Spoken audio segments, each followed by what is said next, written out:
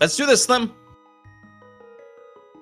Yes, let's do this indeed. And from the get-go, looks like both of our participants here are going to be heading straight for the Uncle Cave to get some items. Also check out that first tree pole as well. Looks like we have some tiny little magic bottles. Yeah, and we also got some great enemies out here in the overworld. 2 heart damage enemies is what you exactly want to see in the overworld this early on.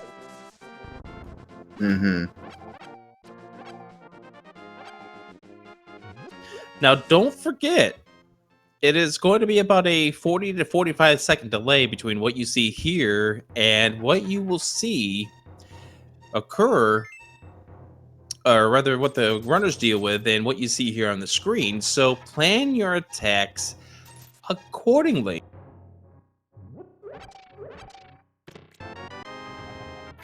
We get our first big key, Slim. Yeah, we got the big key to Ice Palace. Won't necessarily be required unless there's something in that big chest, but it is a good thing to find before you go to Ice Palace, I suppose. Now, I notice there's a little bit of a disparity between Alucard and DT right now as far as rupees are concerned, and they're getting ready to head on over to Kakariko Village. Remember, there's a bottle merchant that's going to cost them 100 rupees in order to get that item, so it's up to you whether or not you want to. By the way, nice rupee count for Alucard right now. I have to drop on that right now, but it's up to you whether or not they can actually get that item for the bottle vendor. Yeah, that, and there's also a couple of treasures that are behind some bomb walls as well. Now, both of our runners have bombs, but, you know, what if they didn't? Interesting. Oh, we have a compass. That's well, we know Aga 1's going to be the last fight of this game, unless Aga 1 is required for Dark Road access.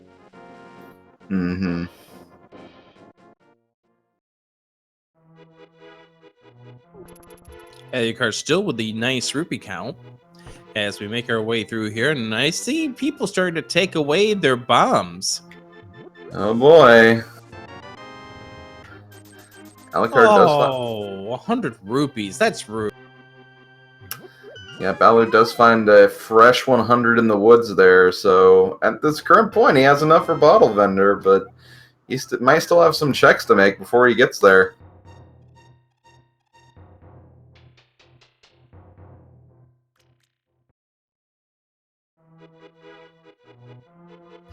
So we are dealing with an all dungeons animizer.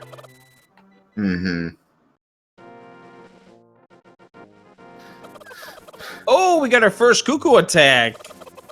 Here we go. 1 minute of these wild things across the screen as Alucard tries to fend them off and stay alive. Look at DT. He's carrying himself a fish. He's going to take that to the bottle vendor.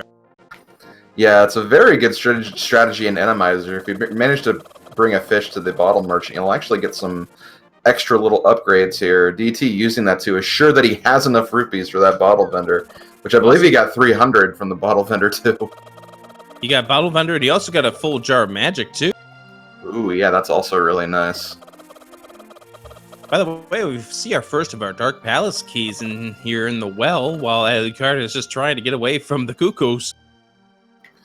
We also found a Turtle Rock small key as well. A big key to Turtle Rock, some more rupees and 10 arrows. Over here, Alucard. Well, you try to take away his bombs. Oh, we got our flute. There we go.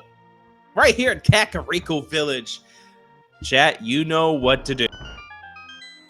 And if you don't know what to do, there is an option to potentially deactivate that flute once they have it active. So, you know, kind of force them to not use the duck to get around the overworld faster.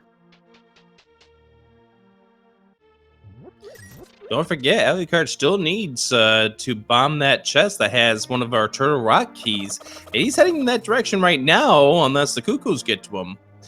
So let's see here as he makes his way down the well. And once again, if you want to time out your attacks, there's one more bomb that is going to be needed in Kakariko Village, and Alucard will have to go that direction. That's the cuckoo nest there, the cuckoo hut.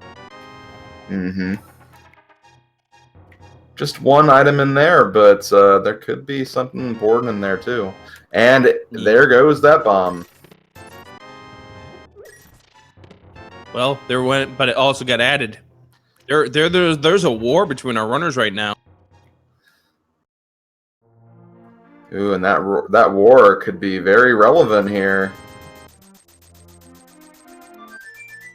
And we have the flute here for Alucard. DT going inside the cuckoo nest here. And, whoo, boy! Yeah, this is a fun room. Yeah, this room in Randomizer can be very, very painful if you get the wrong set of enemies in here. Thankfully, with the sword, DT able to take care of himself just fine, as he manages to get a red rupee as a reward. They took away the bomb before he could get to the cuckoo nest. Oh, looks like Alu's not going to get those 20 rupees, at least yet anyway, and he does find his first bottle in the tavern here. I wonder what that's going to lead to. So, Sick Kid. Wow, Moon Pearl. Oh, wow.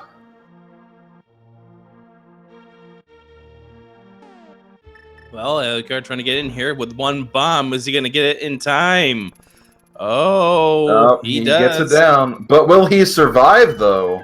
Well, at least he gets the bomb wall open. That's true. Yeah, he will have that for later, at least. But of course, this also means that he'll have to... well, he has the flute, so he'll be able to fly back to Kakariko.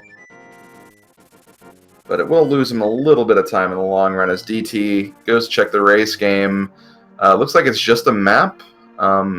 Looks like DT might be actually aiming for that. So, let's see. Alucard is going to pick up his 20 rupees right now. DT heading for the race game. He has bombs, so unfortunately, not much that we can do there. Alucard taking yet another death. Now, the thing with the flu is you can get quickly back to Kakariko Village, but somebody should take away his ability to get back to Kakariko Village fast enough. That's right, as I mentioned earlier. Oh, they just miss it just out of time! Deactivate the floop!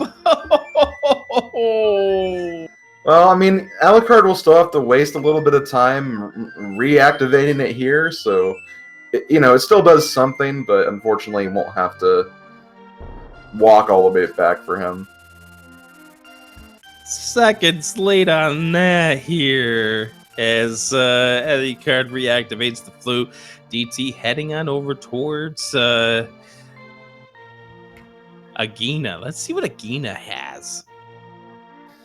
Yeah, DT does have a bit of a head start on Alucard right now. He also even has a significant sword difference as well. And he has the hammer, too. Hammer time! Oh, so that is like 2 of our Dark World items right there. We just need some gloves, and then we'll have Dark World access. Mm-hmm. So let's figure out where our runners are going. As Alucard right now, 12 bombs to his name. So somebody hit him up with a bomb upgrade. Well, that's nice. By the way, what was in the library? I missed it. Well. It's a key. A small key that we cannot determine at this point, but later, if we get those boots, we'll find out. That could be a required key. It may not be required. Oh, somebody was asking in chat what the purpose of grabbing the maps would be in this mode. Since it's all dungeons, well, there's still the consideration of knowing what is your green pendant and what is your 5/6 crystal. Although you can ask around to get some help on that, but sometimes you might not get to that easy enough. As DT makes his way, what appears to be, in just a moment, over towards the mini Moldorm cave, it'll be interesting to see what he has to deal with in this Randomizer.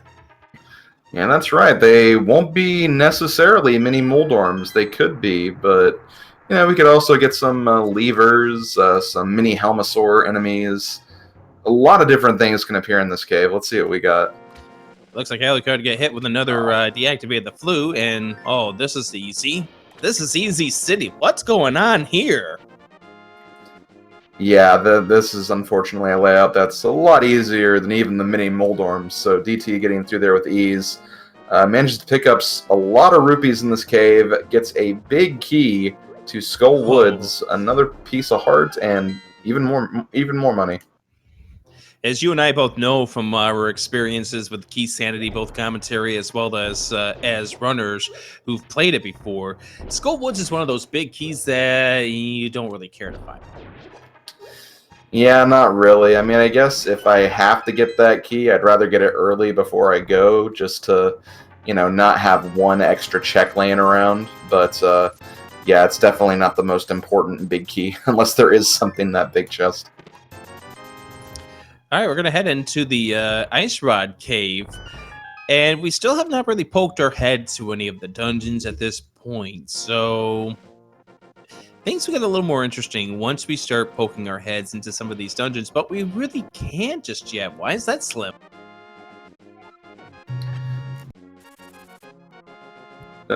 Yep.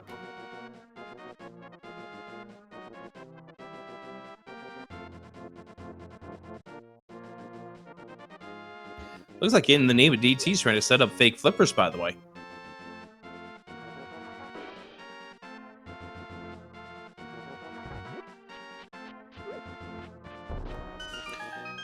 Ew, fake flippers with that chasing after you.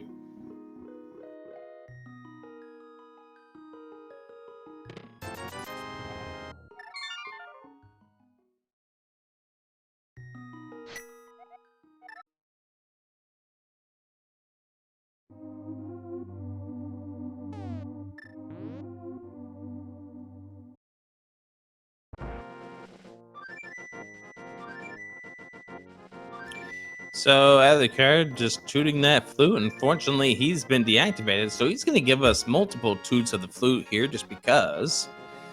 As in the name of DT, he's trying to make his way over to Zora now. 911 rupees is a lot of rupees, so if you're going to take away his rupees, you'd have to do it really fast. Oh, Kana Samaria is up on the ledge.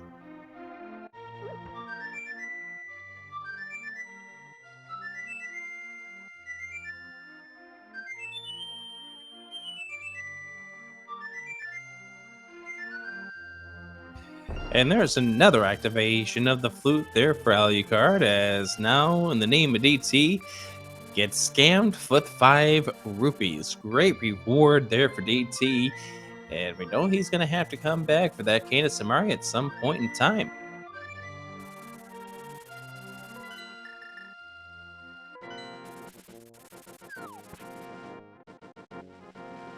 So yeah, the card making his way over here towards the Gina. We'll get the hammer in just a moment. Looks like in the name of TT is opting to go into Hyrule Castle.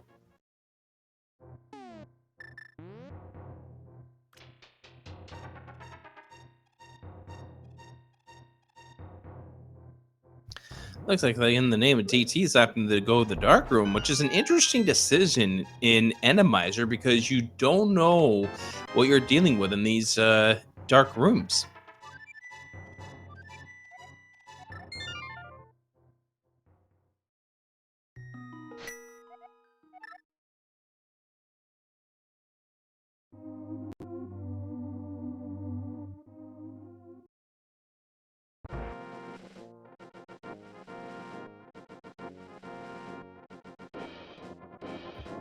Looks like DT just trying to make his way through, and looks like we got some people gifting him some hearts at this point.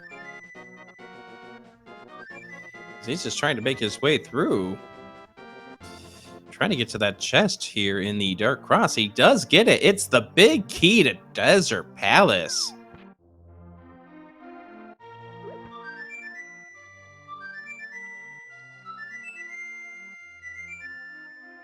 And another return back to the weather vane for Alucard. This is the the 4th time he's come back.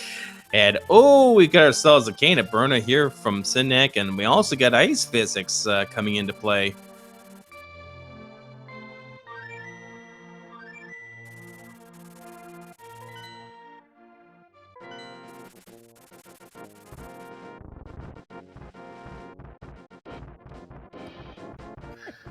One thing I think would be very interesting on Death Mountain, since we have like all this death and destruction going on, what if there were some cuckoos that also kind of joined in on the action?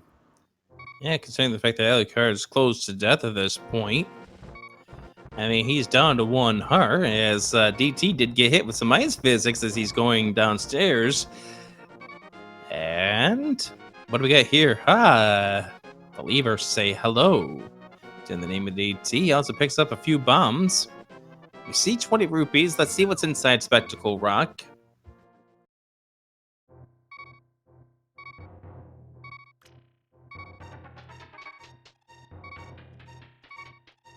What are we gonna find, Slim? Well, we find 3 bombs, which, I mean... Ooh. More importantly, what's going on with DT right now? There's an Oko on his underneath his rupee count. Oh, there is. So, for the next minute, DT will be in 1-hit KO mode, so he cannot get hit by anything. Otherwise, he will take a death. So he has to be very careful in these next 2 rooms. By the way, we just got some important information that the Tower of Hera Big Key is in Paradox Cave. As in the name of DT's dealing with his 1 minute of 1-hit knockout, as Alucard heads towards the castle himself.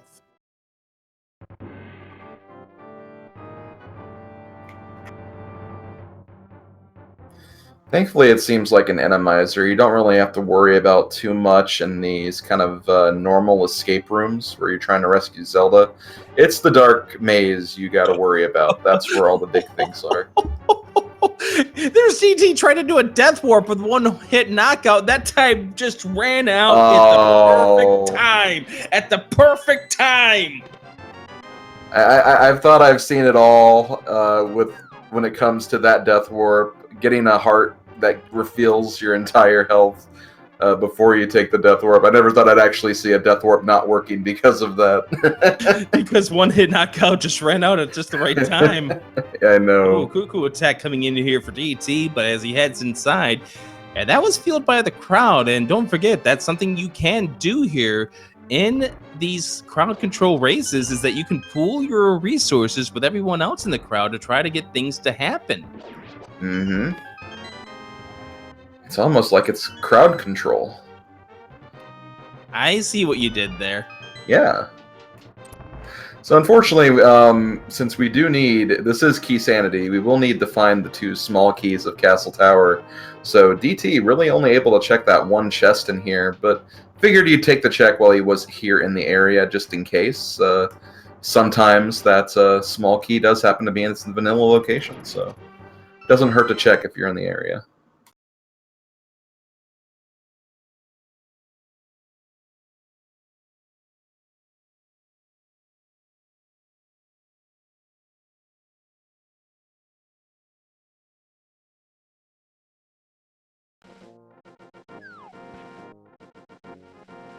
There we go.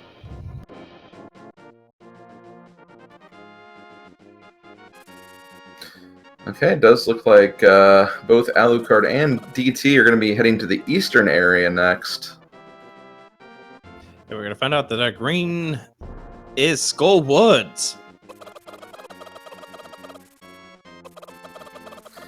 And, ooh, Alucard needs to be careful. Dean dealt with another cuckoo storm here.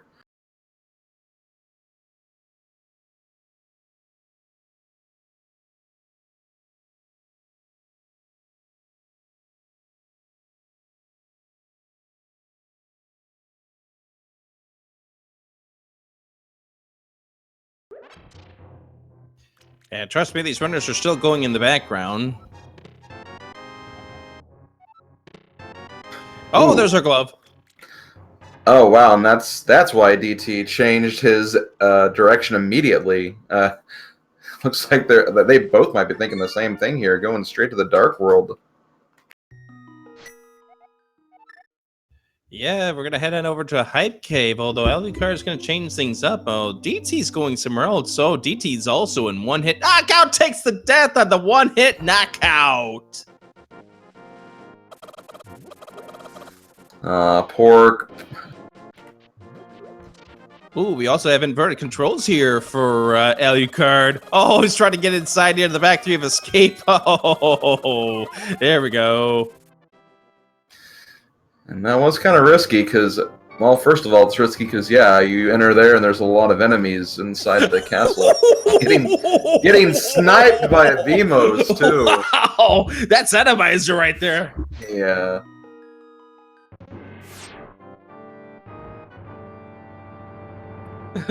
And we get both of these guys going to be checking this at the same time. Here's Alucard. He's trying to work out his inverted controls. Gets himself a small key to Dark Palace. What's that? Like 3 of them now? I think that's about right. We found a number of keys for that dungeon.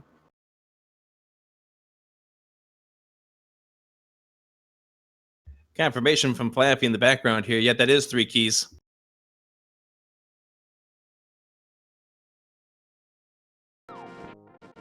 So just for people tuning in, this is an all dungeons Randomizer plus key sanity.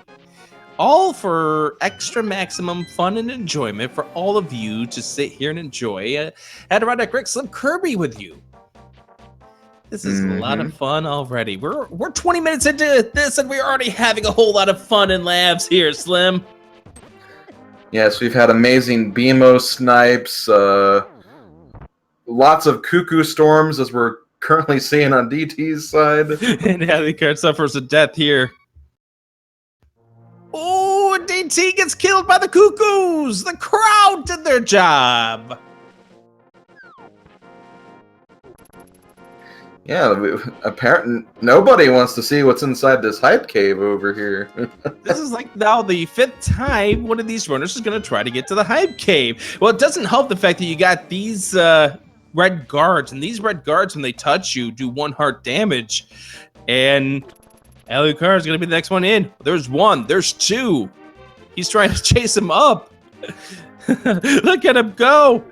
There's 1. There's 2. Trying to use his hammer. There's 3 of them. There's 3 of them. There's 4 of them. 4. Oh my goodness. Wow. This is a nightmare. Sonny, and here they all come. Holy cow. It's the eyeball versus the guards. Trying to work his way around it. Holy cow. And the boots are in Turtle Rock. And, like, this wouldn't be as much of a problem as it is for Alu if, like, he had a sword like DT does. DT has a little more capability of actually defending himself. Alu has the hammer, which has a ridiculously small hitbox, but is making use of it here. Hitbox too. Yeah, he is. He's got 1 more guard left to go, and it looks like DT's going to be the first one into the cave. Oh. Alu is going to make a break for it, though. He does. Looks like he will make it in there as well. Thank you, crowd, for making this entertaining. Keep at it. Come on. Here we go. Let's see what we have. Wow. All for Nothing! that. We know what Ice Palace is, but it's all dungeons, so it may not matter. And now once we see Alucard leave, and same with DT, they're going to have to deal with these red guards once again. Absolutely nothing in Hype Cave. The hype was trying to get inside. Yeah, that was the hype.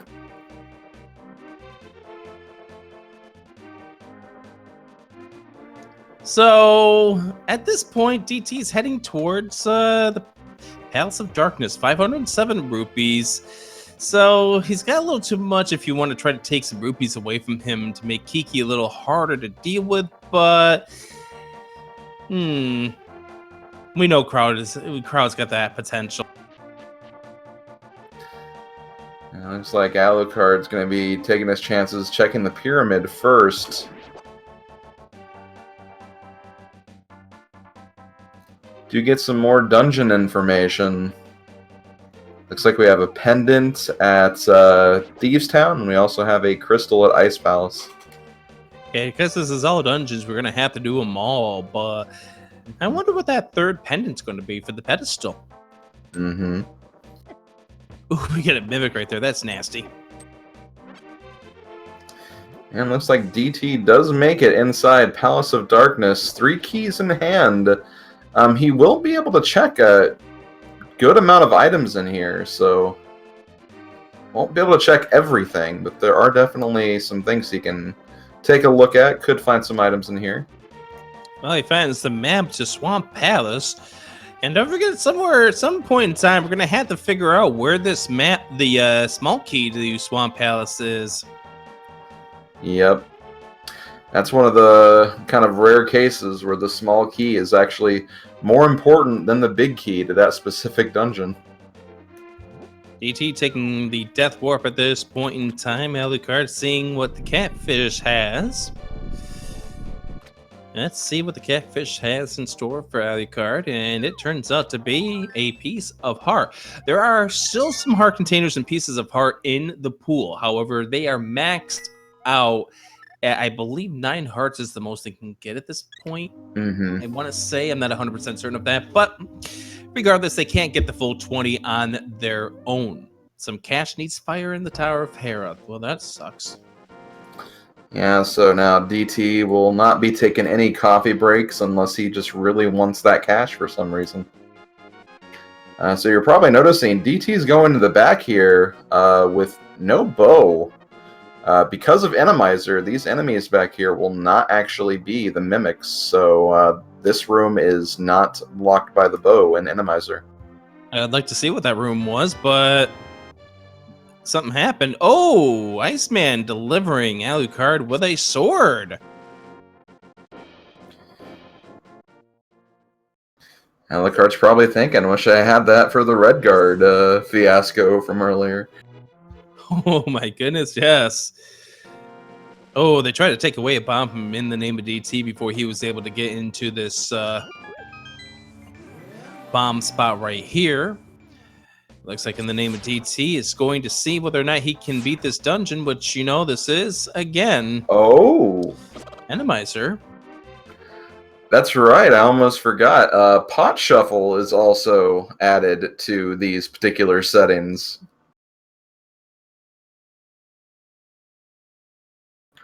So now, if you need to press a button to open a door, that button probably not where it normally would be. So you kind of have to go on a little hunt for that, and that can be very interesting, especially in Swamp Palace, which kind of places some keys in some interesting locations.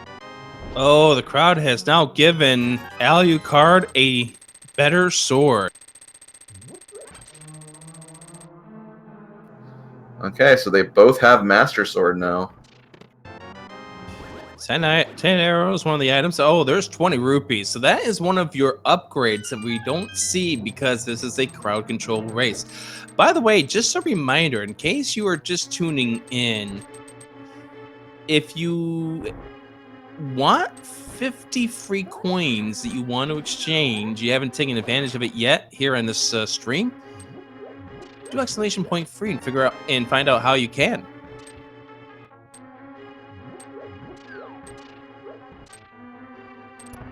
Maybe now we can find out what those enemies were in this room. For the most part, you'll get nothing substantial. I believe the way. Ooh, what did Alucard just got the big key to Dark Palace, the dungeon that DT's in right now. Ooh, that's very spicy. If Alu goes to Dark Palace and finds something there, that could be a significant advantage in his court.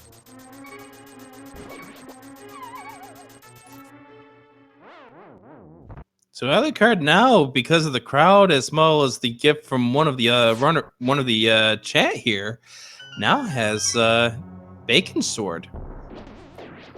Oh wow! And there it is, right there. You can see the orange. Indeed. So yeah, Alu went from having no sword to struggling with the red guards to now having a better sword than what DT has right now.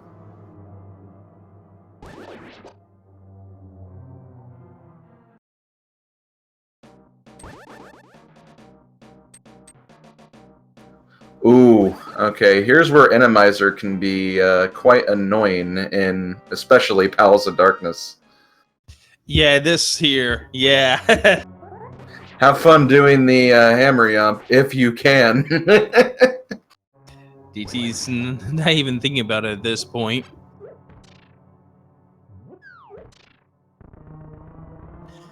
So it looks like the cane of burner that was gifted to DT turned out to be useful. Yeah, that actually helped out quite a bit in getting across that bridge, so DT probably really appreciates that. We see the compass to Turtle Rock, and we see the compass to Dark Palace. The compass basement. Yes.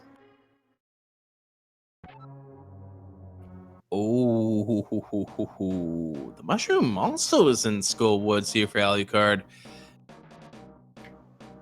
Yeah, I think DT decided against even attempting that bomb jump. Yeah, he would have loved to have been able to save that key at this point.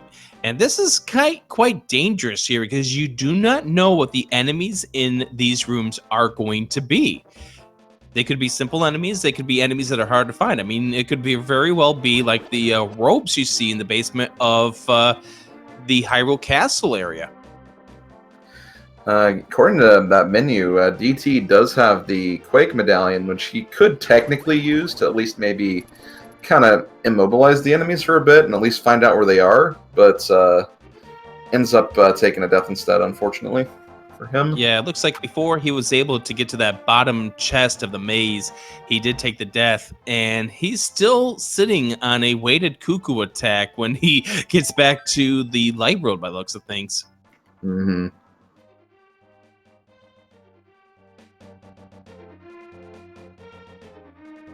Now, Alucard is checking out things over here in the village of outcasts. So, unfortunately, we still have a whole lot of rupees. So, even though we're going to be spending some rupees here, it would be very, very difficult to entice the people with control on how we can torture these two runners to maybe take away the rupees. Hey, there's the bow. Yep, we found the bow, and in InthenameofDT, the interesting thing is bows really only required for the eye statue in Palace of Darkness. As we mentioned before, that mimic room in Pod is no longer has mimics in it, and that goes for the Igors, the red Igors in Eastern Palace. So that statue is really the only case where that bow is required in this game. Alucard now has a blue bottle in his arsenal, and he's going to check the first four of Escape, or rather, first four of Thieves Town. This is a nasty few rooms, and it would be really interesting in these rooms to have a one-hit knockout for a minute. Mm-hmm. Ooh, got oh chain my chop. goodness! Oh, this is spicy.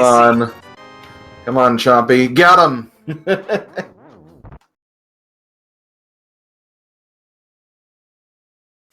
But he was supposed to get him before he got the treasure. I know, but it's still time that Alu has to spend getting back to where he was. Good point from the chat. The chain chomp on 4 hearts is one-hit knockout. See, no matter what, Alu has to avoid that chain chomp.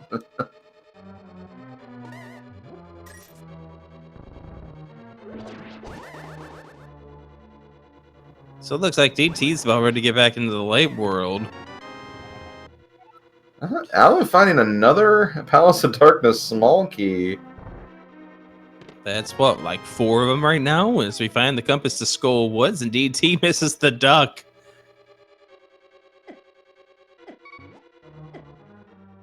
That's something you expect to see in multi-world, Slim. Yes, yes. Oh, the crowd has inverted Alucard's D-pad for 1 minute as he went deeper into Thieves Town because of that. And it looks like somebody has given Alucard a cane of Burna to help keep himself protected for a little bit further down the road. I mean, that'll definitely help if Alu decides to go to Palace of Darkness like DT did. DT made great use of that cane.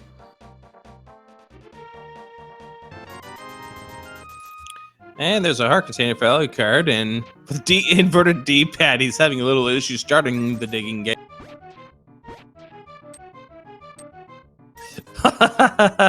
He keeps clicking that same pound of dirt.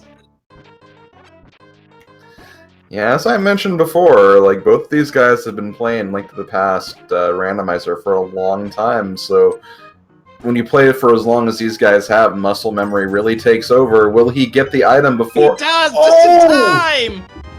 Wow, just in time. Just man, and it's another key to Dark Palace. Key. That's 5. So with that small key, he has 5. He's able to fully clear Palace of Darkness right now. Alucard is going to play the arrow game. Oh. Oh, he's waiting out his D-pad at inverting controls, I think, or whatever. Or he's just having a little fun. I mean, now it's like one of these games you find at like the county fair where you just try to hit the targets. It's, you know, he's just reliving some past childhood memories.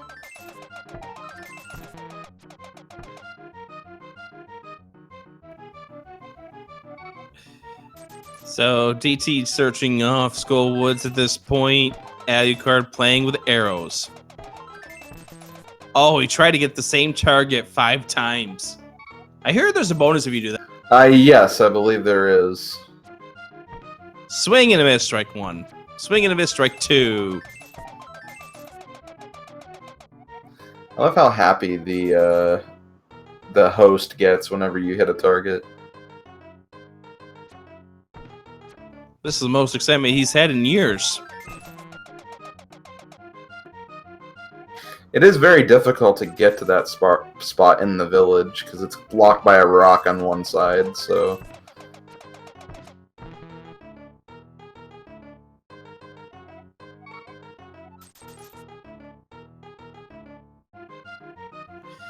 Looks like Alucard really wants to show us the same target hit 5 times.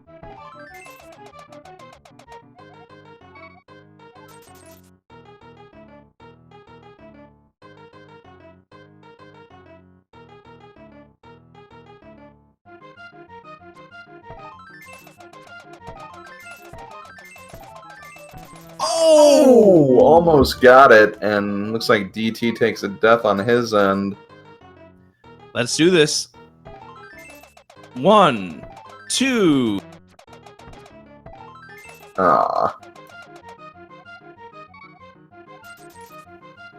Here's 1. No.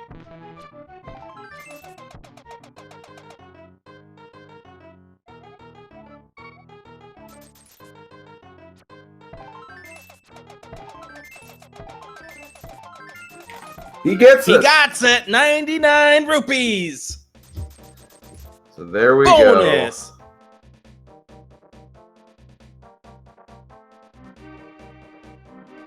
go. Makes me wonder if maybe before the race they kind of made like a little deal where they had to both do that or something. We'll see when DT heads in that direction, and it looks like DT's getting ready to head through the village of Outcast right now as Alucard perhaps heading over towards the swamp area to figure out maybe what that hint tile says. I'm curious here, Slim, and this is more of a case of just trying to figure out what the progression is as opposed to talking about this crowd control race. Where's the next progression going to be? Because we're starting to run out of squares. Well, I mean, the game seems really willing to give us like lots of Palace of Darkness keys. I mean, we found the bow, we found the big key. You know, there could be something on Helmasaur King at this point. Yeah, but the problem is right now that even that is not in logic because of the lack of a lamp. Oh, the crowd giving Alucard some silver arrows. You know what I'm thinking, Slim? What are you thinking, Rick? I'm thinking Eastern. That's true. We have not really seen Eastern because once they found the glove in the back of Sahasrara's closet, they just immediately went to Dark World. They kind of just left that giant location just kind of bare, and there's 4 items we can get there right now. So Alucard getting ready. It looks like he's going to be making a destination to, let's see, Flute to 5. Is it Eastern or is it the Dark Palace? It's going to be Dark Palace. So we've already been in here. So I'm betting that the next step of progression is going to be when we finally get one of these runners into Eastern Palace. What's that mimic doing up there on the rocks? Hanging out, just chilling, you know. Mimics have spent so much time inside dungeons that they don't get to really experience the outdoors, so... Oh, silver arrows for DT. So both of our runners now with silver arrows in their arsenal.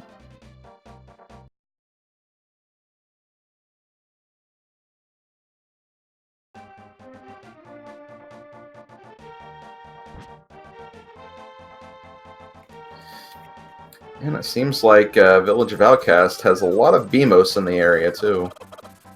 Oh, and Palace of Darkness outside has a lot of what look like they're supposed to be Kukos, but Randomizer palettes sometimes don't accurately depict that.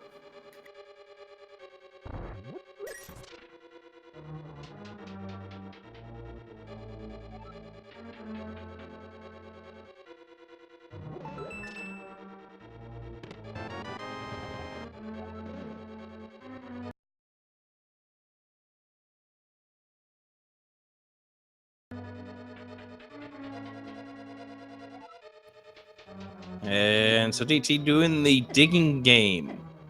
And Alucard doing the death game.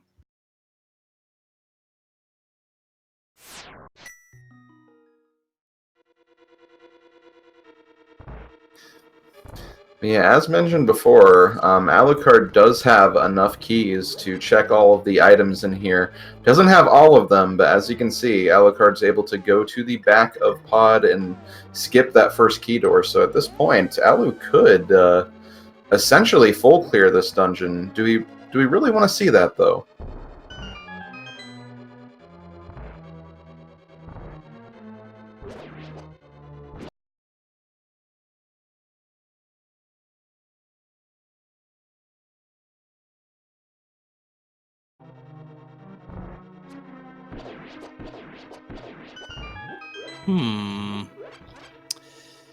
Well, I'm just curious to where these. I'm just curious where the progression is going to be. But if we get something that helps move us closer to the finish line, maybe. But we are still a long ways away from that, Slim. Yes, we are. There's still lots of stuff we need to get. Lots of items, lots of keys. This is all dungeons after all, so we'll need a lot of keys to complete every dungeon.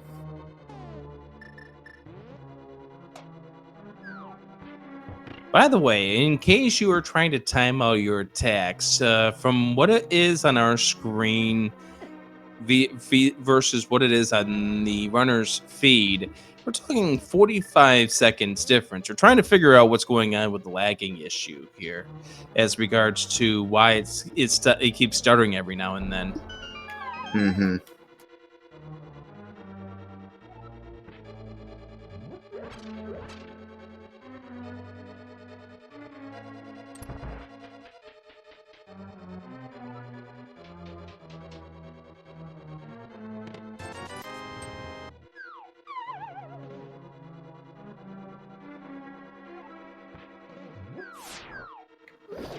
There we go. I'm wondering actually... Oh, I know, the button's right there. That's right.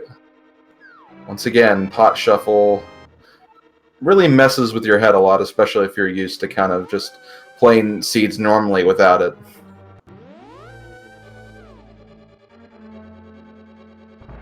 Now, you've had your fair share of Randomizer seeds, haven't you? Yes, I've played a lot of them.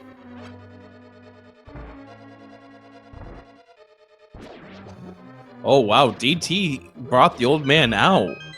Now, that's a dangerous thing to do in an Randomizer when you're in a dark room because, well, DT's had experience dealing with a dark room old man rescue.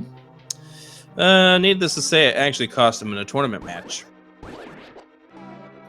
Yeah, there was a... Let's just say there was a Lionel in there that was just not letting him have it.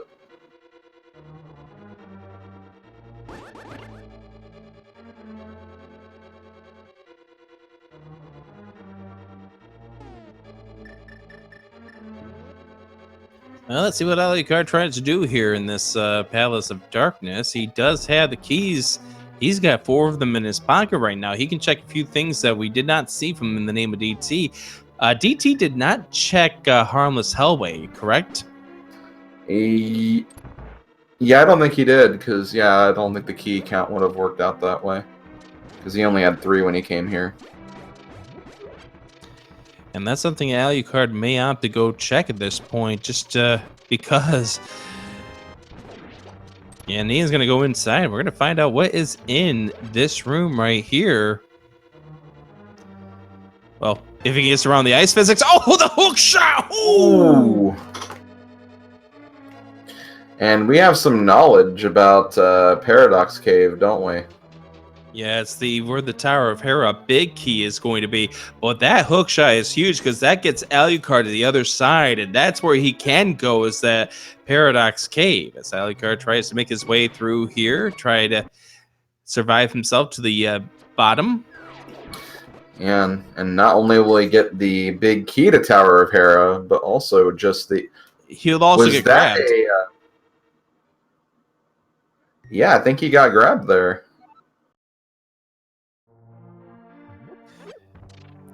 There was a wall master in that dark room. There was. Oh boy. And DT going through Spike Cave and will get 20 rupees for his effort. Alucard getting hit by the cuckoos. Ice physics and the cuckoo attack. Oh my. Holy lag. Holy lag. Tech tights.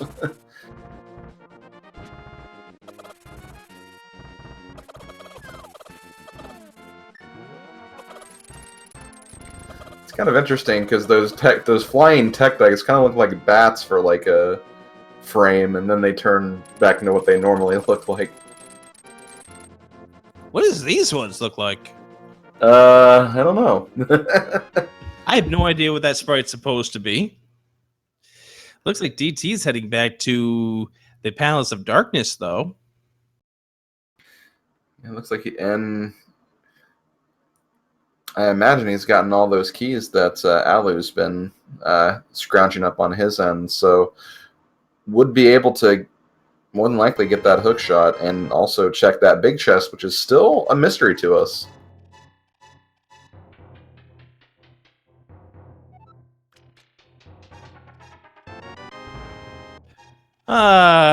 How nice. Our crowd has decided to give Alucard his 5th heart. We're not playing Castlevania, friends.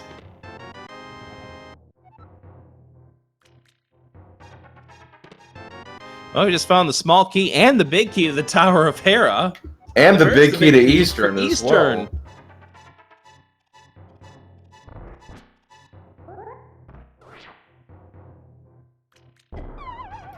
So yeah, I'm sorry. Oh, no problem at all. I guess Palace of Darkness was the answer. It wasn't on Helmasaur King. It was just in that Harmless Hellway where we found that hook shot leading them over here, and now we just have a bunch of dungeons we can theoretically complete now.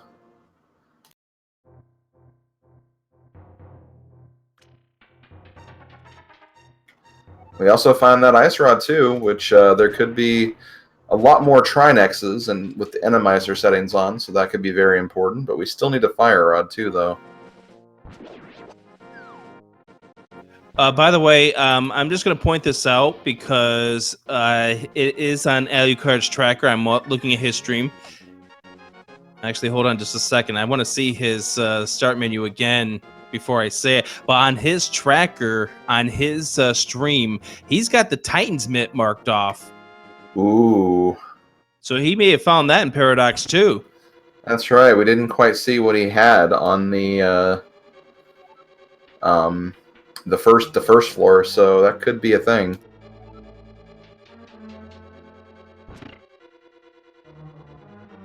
I found out a hint.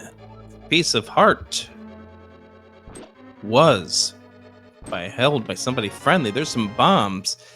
Next time Alucard does a hit the start button, we are going to check a look and see if he's got the Titan's mitts in his in-game. Well, that's if we don't have that issue.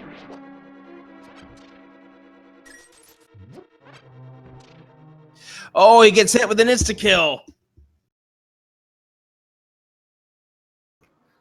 Yep, that's right. That is an option as well. So if you're feeling absolutely evil or devilish, you can actually donate enough to exchange enough to just outright kill one of our players here. Alucard getting wrecked with the entire invert buttons here. And that's very dangerous with all these pits around.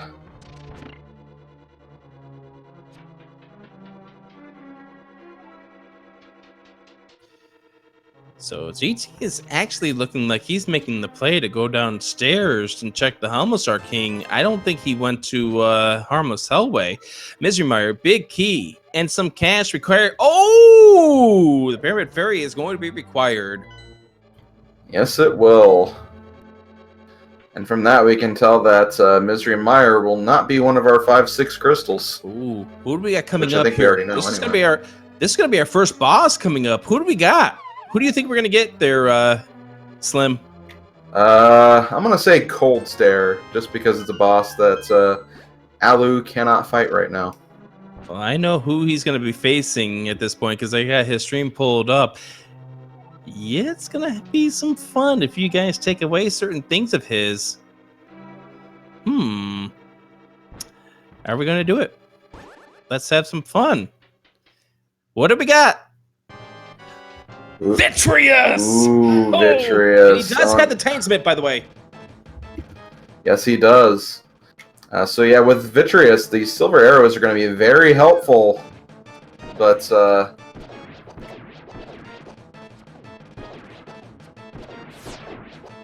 Ooh, getting hit with some lightning here, down to 3 hearts, moves away to the side, and looks like Vitreous is going down. First crystal to Alucard. Oh wait, is this a crystal? it is.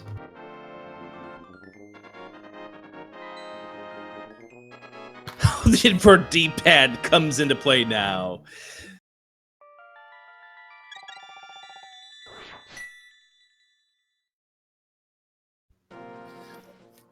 Actually, I see a comment in chat saying that the crystals don't matter, and I understand that because it is all dungeons. All dungeons will come into play, but there could always be progression in Ganon's Tower for pendant dungeons. So that's still a very important thing to know, just so you know, like, okay, what do we need to complete to get into Ganon's Tower?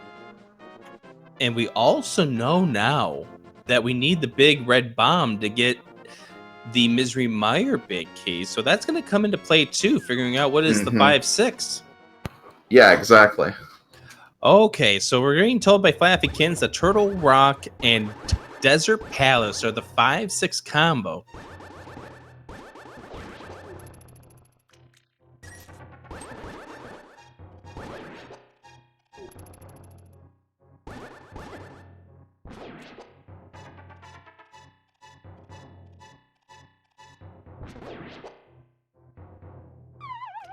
What do we got in Spiral Cave?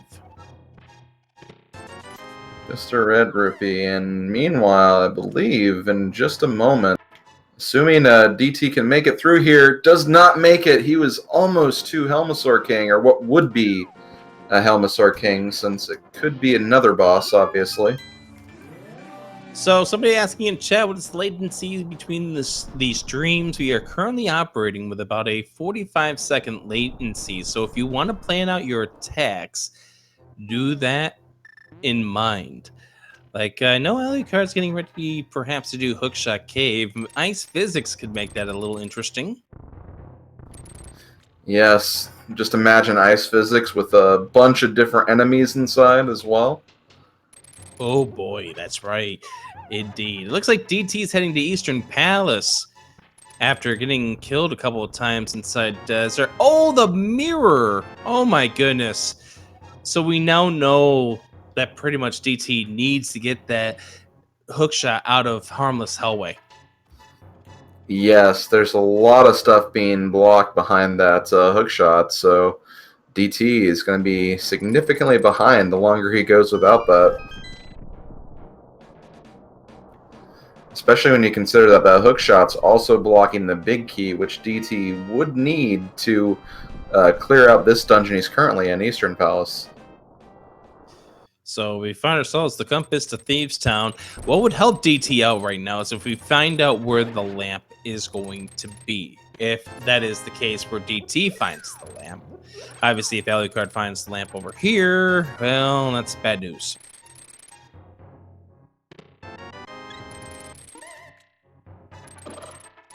By the way, Quake for Turtle Rock, which we already have. And we know, by the way, where the Cane of Samaria is. It's flipper blocked.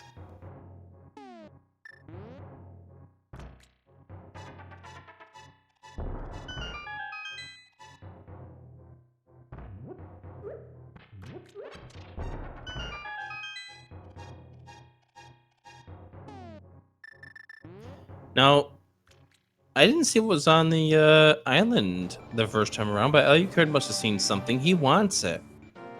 Ooh, a Oh, compass. To Eastern Palace. You know, gotta make sure you get all 6 items, just in case. It's a difficult dungeon. Okay, Ooh. Meyer is the other pendant dungeon. So Skull, Thieves Town, and Meyer. Yes, that means we could have a scenario where, for example, the Misery Meyer medallion could end up being in Ganon's tower at this point. Because it's a pendant, we don't need pendants to open GT, so that means the medallion could be in GT. Looks like Alucard's going to finish off his tour by taking a look at the Spy Cave, which we saw from DT a little earlier. So DT needs to find something pretty big soon. And like I said, he needs to get back into the Palace of Darkness, get back into Harmless Hellway. Yeah, and he's very, very close to where Palace of Darkness is. Literally just a parallel dimension away from it. But we know what's going on here. DT does not want to spend that key because it's just one item, as opposed to dungeon completion or various other things that you can do here. But we now know that that is something that he needs to do. With that, he does have all the items from Eastern Palace. He is going to take a Death Warp here, probably considering going back to Pod from the portal in the south. He needs to. Yeah. He really needs to at this point.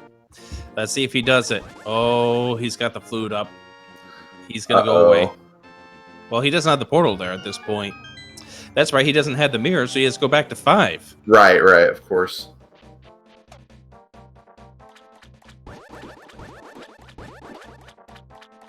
By the way, Alucard now has access to Meyer's shed, and we haven't seen what's over there yet. We now know that Meyer is the other of the pendants to complete our full ensemble. So our crystals are going to be Eastern Desert, Palace of Darkness, Swamp, Skull Woods, and Ice.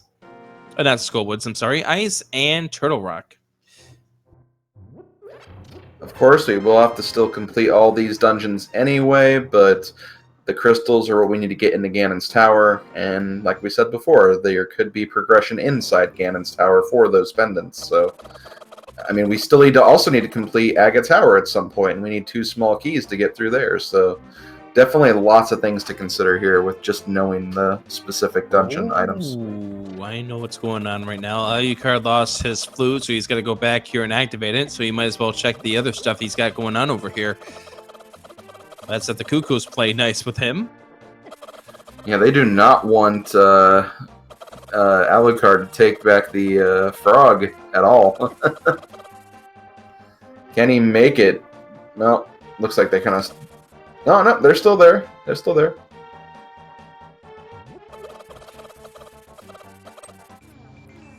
Looks like he didn't make it, though, with that mirror. Yeah. Gonna mirror himself on over. Get the breadsmith on inside. And what's he gonna get for his troubles as DT tries this again? Literacy.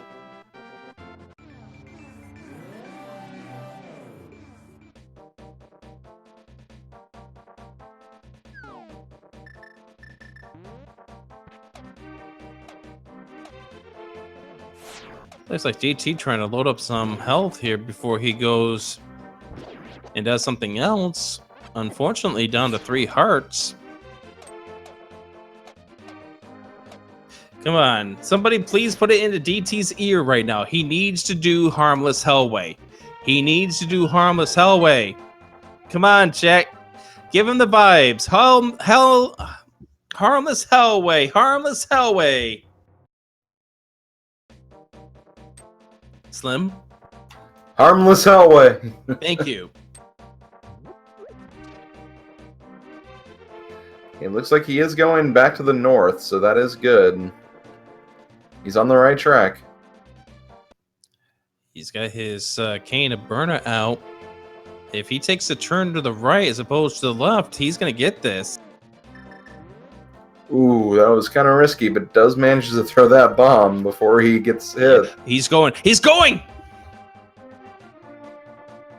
And this is huge because we know that DT needs to get this. This is the hookshot that's unlocking at least 3 different items of progression at this point.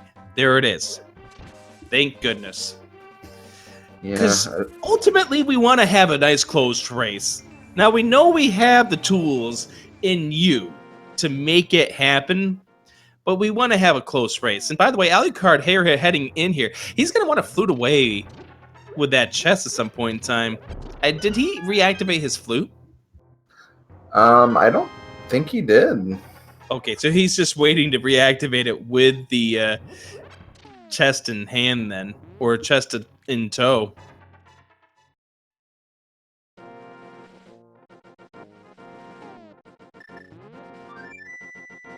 Yeah, no, he reactivated it.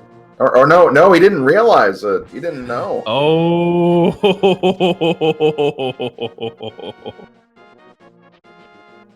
DT now taking... What key did he just get out of that big chest?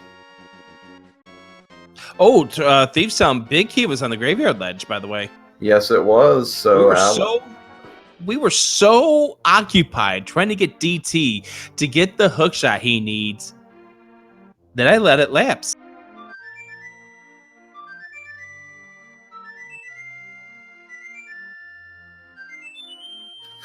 There's definitely a lot of things going on here, and it seems like it was a Turtle Rock small key in the Palace of Darkness big chest, which could be very relevant.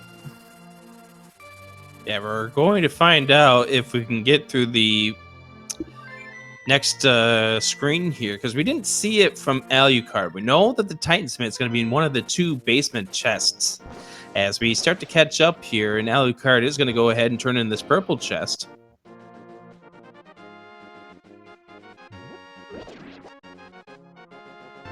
It's the other magic rod, the fire rod. Oh boy. So therefore, fire rod as well as ice rod have been found, and we get another small key to Turtle Rock.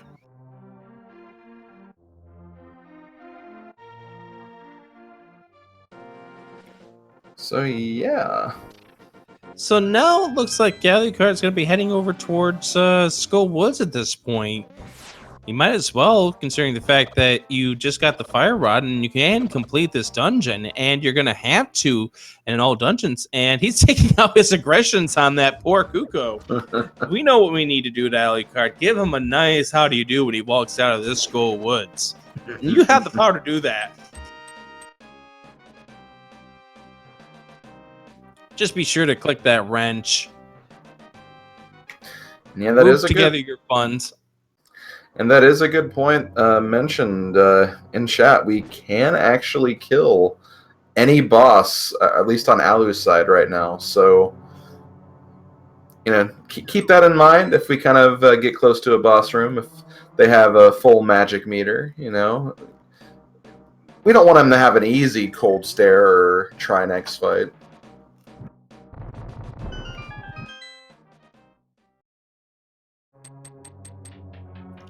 All right, so what boss do you think we're going to be dealing with here in this Skull Woods?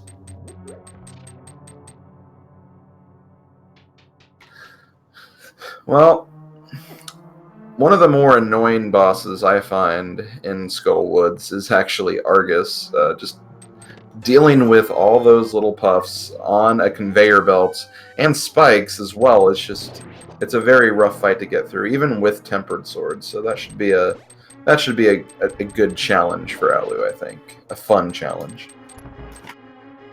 You know what I'd like to see him deal with right now? What would you like to see him deal with? Well, considering the fact that we have to spend some magic to get through here, how about we get a nice paid visit from Cold Stare? That would also be interesting. Alu's going to first get a nice little friendly visit with Mr. Wallmaster. Going to have to go back through this first room again.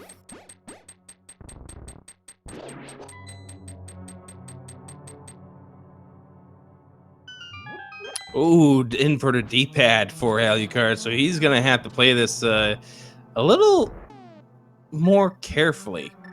As in the name of DT is making his way up the Tower of Hera, will soon get his way over towards Vitreous. So if you want to mess with his arrow count, you probably might want to do that now.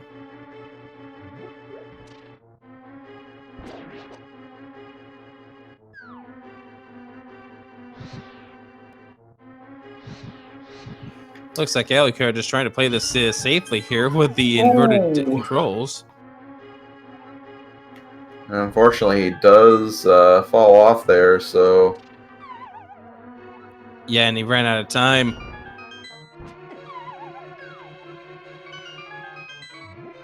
Oh, he falls down the hole too. Might as well at this point just take the death. Or get grabbed again. Probably would have been a better idea just to go ahead and just take the death at that stage. There we go. And it looks like DT is going to do this from the south side here. Stay away from the lightning bolts and just attack him from the north side of the island. There we go. Vitreous is down and DT has his first crystal. That was a funny place for the boss item to drop. He actually got it on the outskirts of the arena.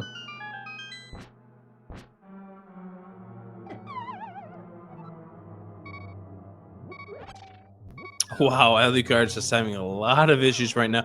He's got to, this is the point where you deal with these crowd control races. You got to kind of keep yourself together.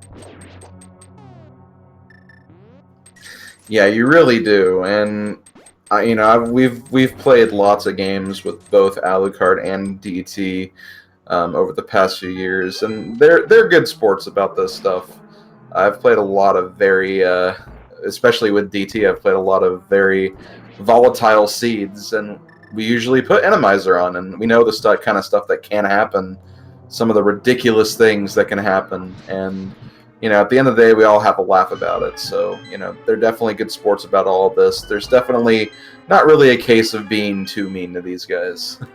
So, definitely get creative and be as mean as you can, and we'll have a lot of fun. They signed up for this. Yeah, exactly. They signed up for it. So, okay, here we go. Who are we getting? Who is our boss of Skull Woods? I think it's Landmolas. Landmolas. And we got an invert buttons and D-pad here for Alucard. Oh, let's do this. There's two maps. Okay, Alu does get one of them. He's down to 21 arrows at this point. There's two. Does he get the third? Nope, he hits the spikes. He got it. And does he get it here? Oh, it turns out to be a 5 rupee. And there's our green pendant for Alucard. So the dungeon count, 2 dungeons completed for Alu, and then 1 completed for DT. Alucard, are we going to check the pedestal? Now, this is an all dungeon, so we have to do all of the pendants, but is all 3 pendants going to be required to get something in a crystal dungeon? No! Unless we want to make things go triple boom, I do not think that pedestal item is going to be required in the least bit. Well, we know we need the flippers. The flippers will get you the cane of Samaria. The Samaria is out on the Zora Ledge. So we're going to come across it at some point in time. Bombos is required for Meyer. Perfect.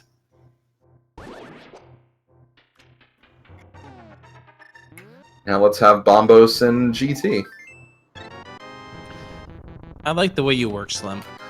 Ooh, and I bet Alu likes the way that lamp works. Ooh, that's nice. That is extra sweet right there. After all the dark rooms we saw DT have to struggle with in the Palace of Darkness, Alu is going to be able to be making a little faster work of them. Yeah, and unfortunately DT already just got the mirror like less than a minute ago, so he was already aware of that fact. Hashtag old news. Very old news. Or recent old news, I guess. So it looks like DT is heading his way over to the Meyer area, so he will get that lamp as well.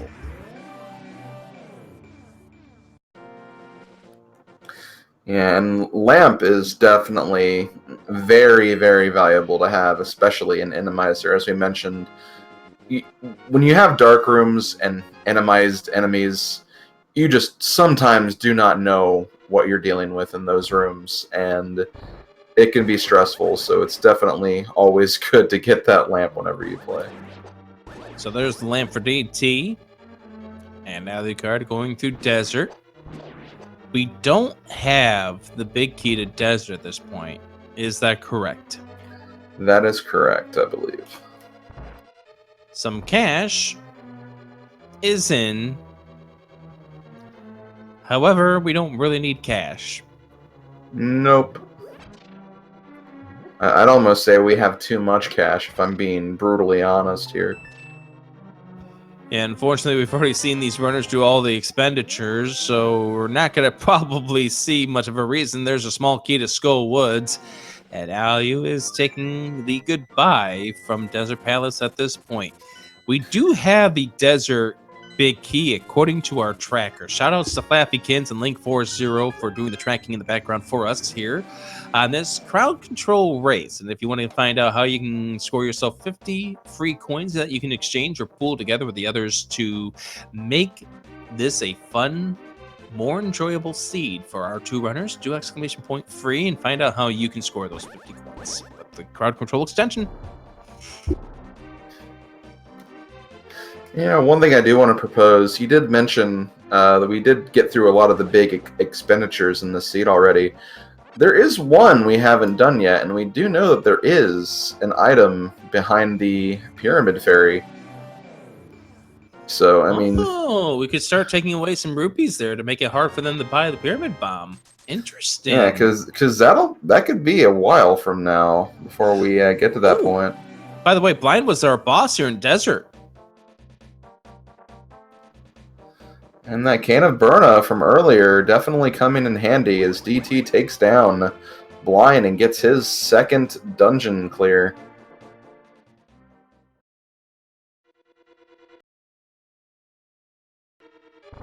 Alucard back into the Palace of Darkness. We will find out what is at the Homicide King's spot as far as the bosses are concerned. As DT finishes off with the second dungeon, we are still missing several items in this seed, but we're also missing a lot of keys. And one of them is a very important key that is a guaranteed hit somewhere, or guaranteed hint somewhere in this seed. That is the Ganon's Tower Big Key. That's right. That's one we're gonna need to find at some point.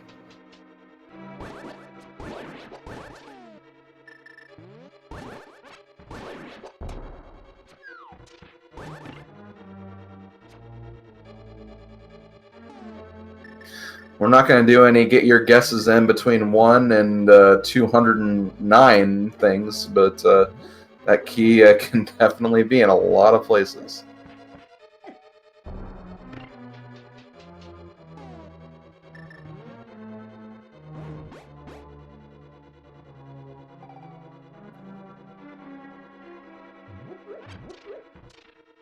We know the more important thing that's inside of Turtle Rock, by the way, and that would be the boots. Mm-hmm.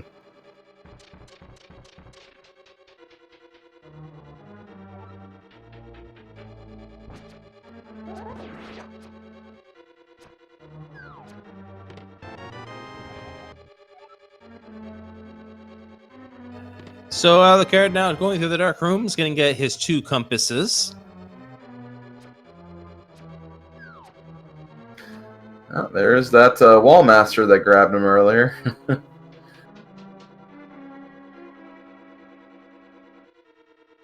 And we're going to see what's over here on the right-hand side of this desert palace.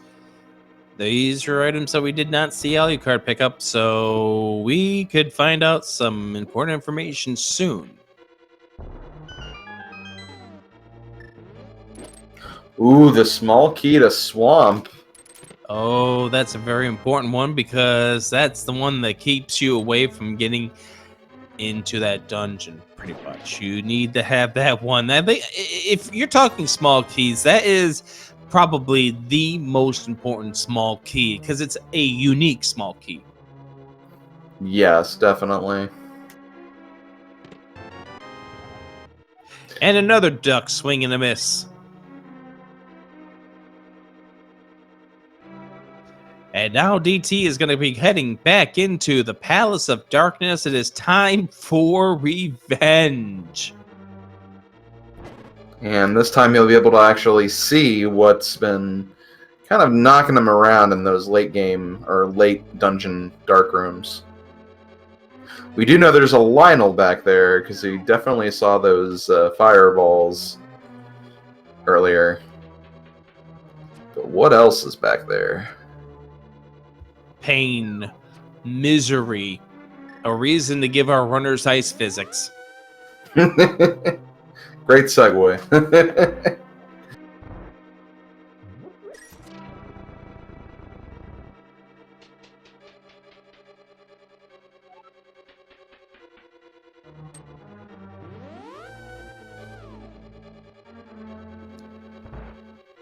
We have chat actually conspiring with each other on what they're going to do next to the runners. And don't forget, you can group your coins together with other people to fund fun ways to make this seed interesting for the runners. And don't forget, the runners here, they've accepted this. They want you to help them out, do whatever they can, because they're doing this for your enjoyment. Thank you, Alucard, and in the name of DT. And here we go. Looks like we're going to have both of them heading towards the... Well, I think Alucard's going to check out those remaining checks he has over here first. But soon we are going to be seeing both of them make that journey to the very end of the dungeon. Yep, in the name of DT has some inverted controls going on right now, or inverted D-pad. And Alucard making his way around. He wants to check this one chest here that is in the main lobby room. Oh, it's one of the castle tower small keys. One of the 2. And we do need to get to Aghanim at some point in time. I wonder where that second one is going to be. Maybe that will be one of the GT things coming up. Or we could have a case of randomizer throwing off a vanilla location. Maybe that's second key is in Castle Tower. Who are we going to face at Helmasar King? And by the way, both runners are heading to the boss, so if you want to plan your attacks, now would be the time to hit the go button. Yes, definitely. Get your attacks in quickly. So who are we facing? Who do you think we're dealing with, Slim? I'm gonna say Trinex. Ooh, Trinex would be a good one. We've already seen Blind. Maybe we might get the Armos fight. Well, inside we have What is this? Vanilla? but you live here.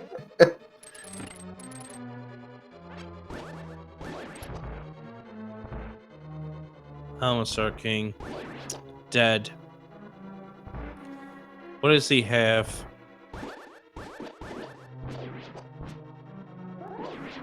Ooh, that would have been What an of the upgrade. upgrades?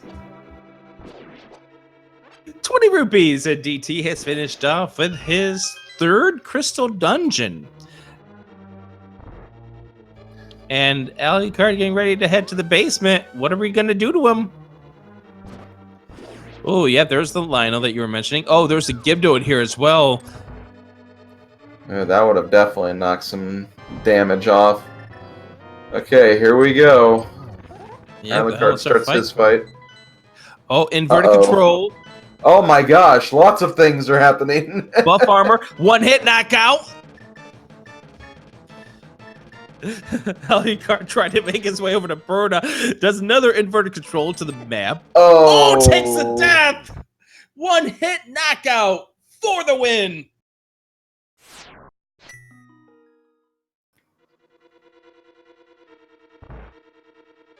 And he's still on one hit knockout here. That's a tough death to take, but he's got to go back to square one. So that evens up a little bit of what we saw from In the Name of DT earlier. As you mentioned, DT did have some issues with the Dark Room, and now I think you guys got to make that walk back there. Yeah, and even though DT does have more dungeon clears at this point, keep in mind what Alu does have. Alu has the book, he has the fire rod, like he has some checks that DT can't quite do yet. So it's not as leaning to one's favor as it is quite yet, but definitely want to keep an eye on things. And like we said before, we want to make this a very, very close race. So let's hope that DT's going towards his next boss now here in Eastern Palace. Could be something that we might be able to do to fix that. And don't forget, this race is going to not be decided until we get somebody up the passageway to face off against Aghanim 1. That's correct. DT's got a whole bunch of hearts. He's been gifted a whole bunch of hearts thanks to our friends here in chat. Oh, hi, Moldorm. How you doing, buddy?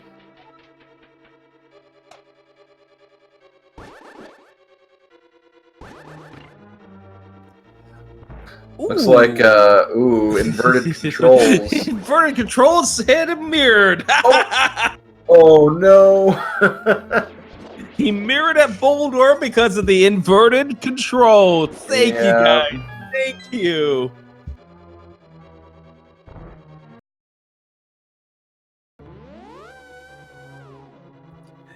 Alucard getting ready to face off against the Halmasar once again.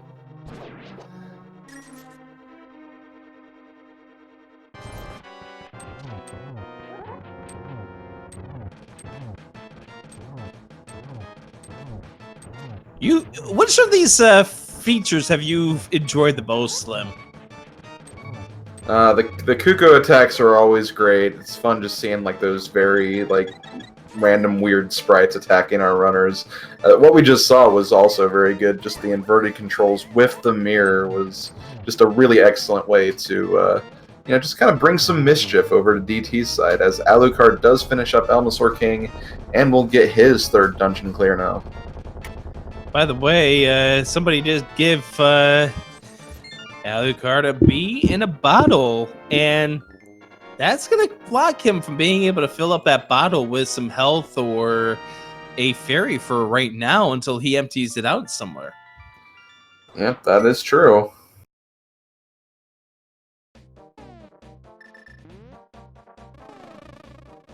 And there goes the bee right now. And somebody gives him a fairy in a bottle. Nice! Eastern Palace now for Alucard2004 trying to make his way through here. DT finally takes the mirror off his Y button. Thank goodness. That's probably a good idea. It's for the best. After mirroring twice. I've definitely done that by accident in not a crowd control race, and it's definitely something that, don't have the mirror on there if you're, that secure about not pressing it during the beginning of a dungeon. I think we all remember the infamous dark room incident of Misery Mire when Willard J. Bradley did it in a tournament race. Yeah, I do remember that as well.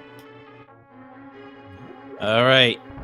DT getting fast Moldorm, which is more just an annoyance at this point in time than a hindrance, takes him down. What does Moldorm have? The flippers! Oh, that's the flippers! We can now get that Cane of Samaria. That's right, and that will, that definitely puts some potential things on the future agenda here for DT, so... Most importantly, he can now go get that Cane of Samaria that is on the Zora Ledge. And that might be where he's going to next.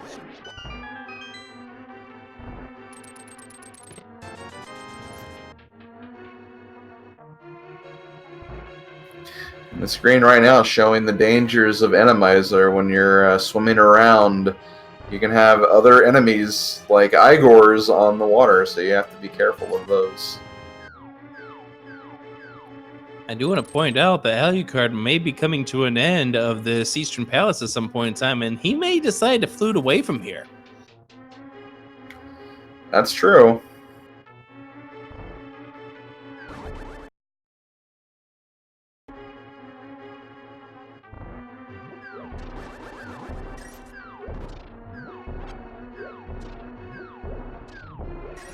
Oh, I guess.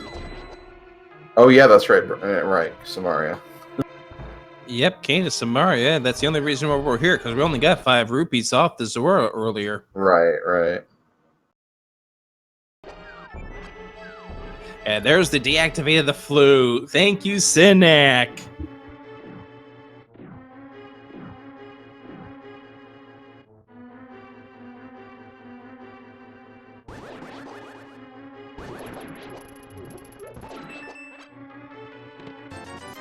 So where does In the Name of DT go to next? Is he planning on maybe storming Turtle Rock? Now we know that this is not going to be a beatable dungeon for him because he does not have the Fire Rod. What if the boots are Fire Rod block slip? Well, first of all, he could still potentially, because we're not going to have Trinex as the boss, maybe. There'll be 2 treasure chests that we... Like you said, that could come into play. But yeah, if those boots are in those 2 chests, then yeah, that could be a problem because Alucard will more than likely get the boots when he goes through here. We have seen 1 instant kill so far, but this is not the time we really see the instant kills. Go mode is when usually the instant kills come out to play. Or deep inside of a dark, long dungeon such as Ice Palace, which we know they're going to have to get to at some point. Alucard facing off against the... How many eyes is that? That's 7 eyes, isn't it? Yeah, that's 7. Yes. The Septime Moldorm gets those flippers, gets the crystal, and he'll have to go reactivate his flute.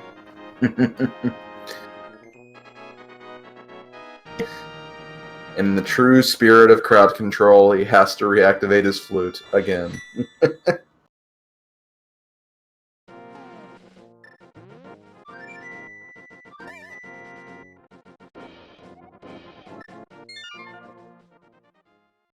And there's Alucard, who did not notice that his flute was the... What's that Pokey doing?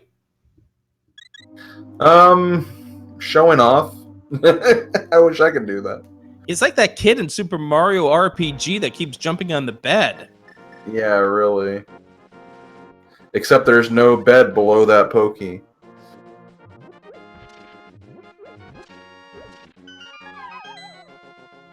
Taunting Andy with his hovering skills.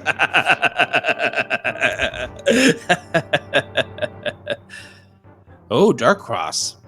That was where the Desert Palace Big Key was. Oh, okay. Yeah. So that will allow Alu to finish that dungeon now.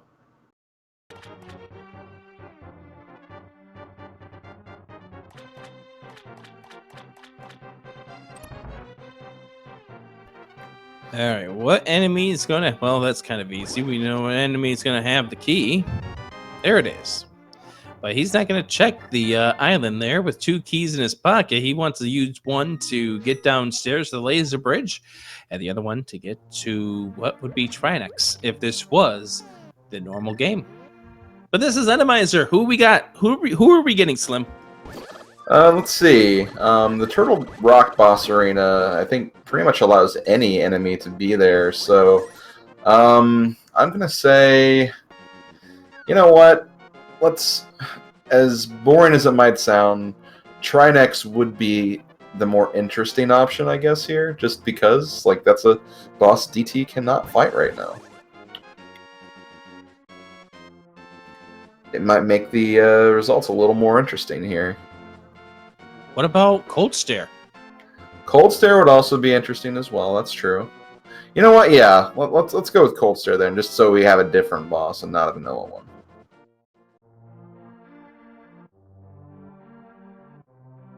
Where are these boots going to be? We know they're here in Turtle Rock. Are they Fire Rod blocked, though? That's the big question. Alucard, for the 5th time, I think it is now, in this crowd control race, is going to go activate his flute.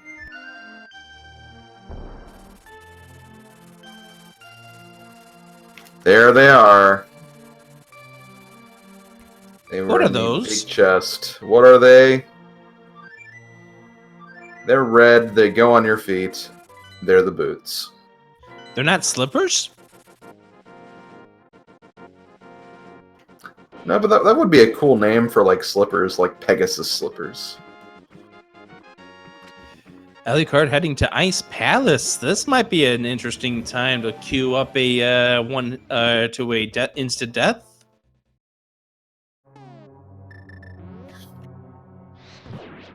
That's right. This is a very, very long dungeon to get through, so a lot of things can definitely happen in here. Also, it would be an interesting time to load up a one-hit knockout because we like to do a thing called the Ice Palace Bomb Jump, and you take damage from doing that. That's true, yeah. We could make our runners here do things the way this dungeon was initially intended to be done.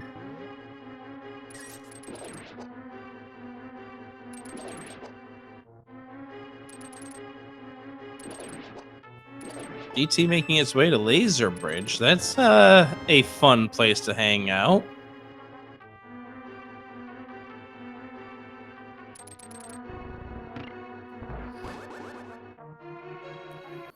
Yeah, those Pegasus boots of his are definitely making it pretty easy to get these items.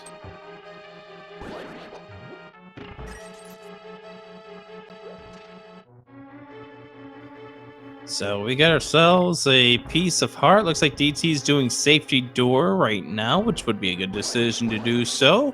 Alucard getting ready to head down to the basement. Again, somebody's loading up something interesting for him to prevent him from doing the Ice Palace bomb jump. Now's the time to load it on in. Although by this point in time, with the delay, he might be there. Oh, that's a nice hint. Shut up! Old news.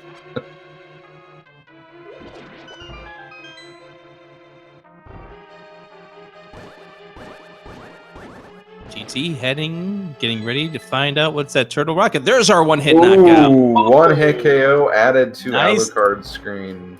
Nice timing. So he's going to have to do this the normal way. And it is Trinex! Vanilla! Ooh, so yeah, DT unable to beat this boss right now. We'll have to get that fire rod from the purple chest in order to finish this dungeon.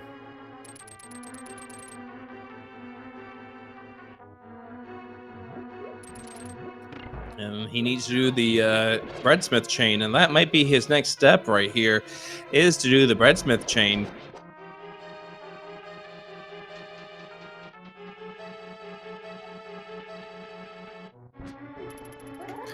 Ooh, this looks like a dangerous room, but Alu gets through it.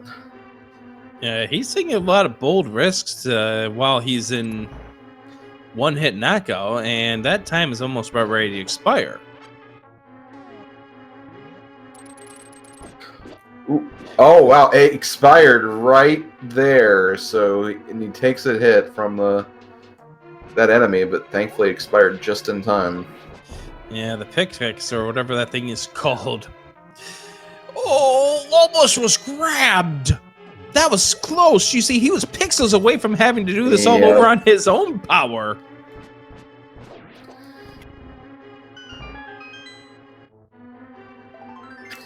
Yeah, you gotta be very careful of wall masters and Enemizer, because they'll definitely appear in rooms you do not expect them to be. Shout out to Synac letting people in chat know it's about a 1 minute difference between what you're seeing on the screen and what is going on here for the runners in actual time. That's because of the stream buffers and whatnot, so be sure to time out your attacks accordingly. You get that sells the big key to Thieves Town for DT, so now that's an option for him to finish off if he wants to do so. Yeah, that is correct. We'll allow him to reach the boss door, and interesting thing about Enemizer with Thieves Town is you don't actually have to bomb that hole in the ceiling above the boss floor, so you can just go straight to the boss once you open that big key door.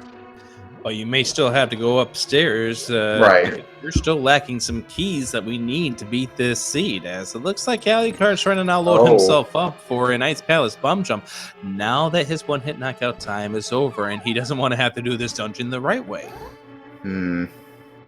Pretty sneaky to go back and activate that when he thinks he has enough time.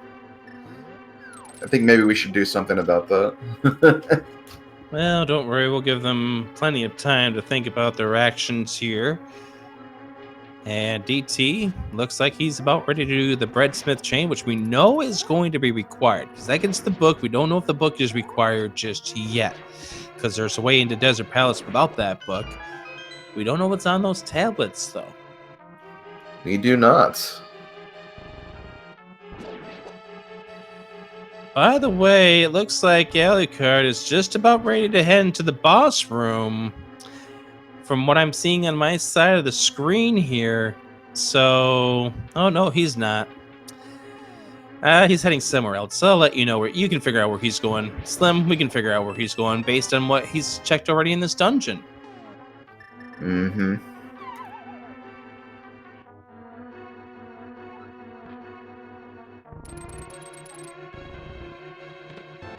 There's the bombos. Yep, that's your entrance into Misery Mire. Now, we can't beat that until we get the Pyramid Bomb, because that's where the Misery Mire big key is. It's that Pyramid Bomb. And in order to do that, at least in Alu's case, he'll need to complete both Desert Palace and Turtle Rock. And he needs to get that Samaria, which I'm sure he knows where it is, but still needs to pick it up at some point. Oh, DT's doing fake powder. Oh, we get the inverted controls in the D-pad and the one-hit knockout. It looks like Alu's trying to burn up some of that time.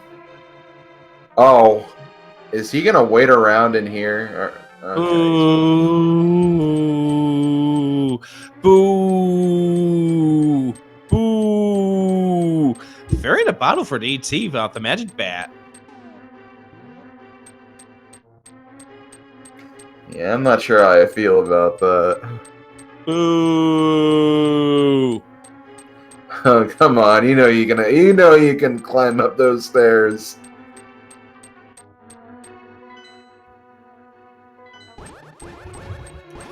I think we need to get back Alucard for this. I think, Slim. Let him think check so, this too. iced tea chest and wait till he gets down to the boss. Then he'll have another thing coming. Uh-oh, and he's jumping back down. Yeah, probably grab another fairy if he has them available here. Yep. There it is.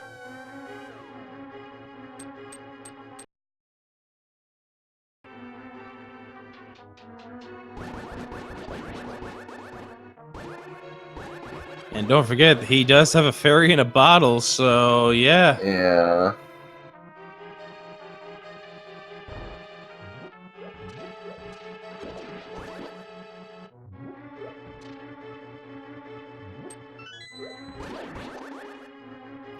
Before he goes to that boss, he needs to get to the iced tea room chest, and with Pot Shuffle, need to locate that button, which is in a different location. Yeah, he's getting ready to head down to that boss right now. Looks like on the actual stream, there's the fire rod for In the Name of DT. He's going to check the Bombo's tab. I don't know if Alucard did this. I want to say he did. So, looks like Alucard trying to figure out what he needs to do. Maybe waiting out, try to see what the attacks are going to be on him. That's just a piece of heart for In the Name of DT.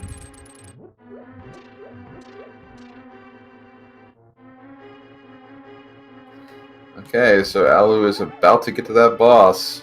Yeah, he's slow. He's slow. He knows what the chat wants to do to him. He's seen enough of these crowd control races. And who's he going to even face in this Cold Surf fight, too, if he can get to that point? So... he's waiting. Yeah, he's waiting this thing out. He may be giving the... Oh! There it is! There's the first. There's one of them. What are we going to get downstairs? And also... That is one. He is now without a fairy in a bottle. Is he going to get hit with another one? He pulls out the fire rod. Yeah, he doesn't know he's in with... It's another Lammo. So this is Lammo 2 then. In the Name of DT, he's returning back up to Turtle Rock. That's it for Alucard. Oh, he gets the kill! He's dead! Before the... item spawn! Before it drops! There it is!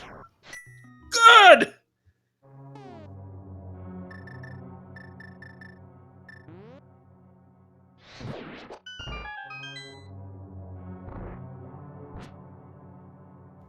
Holy moly! This is what you get for waiting around in a safe room for effects to go away.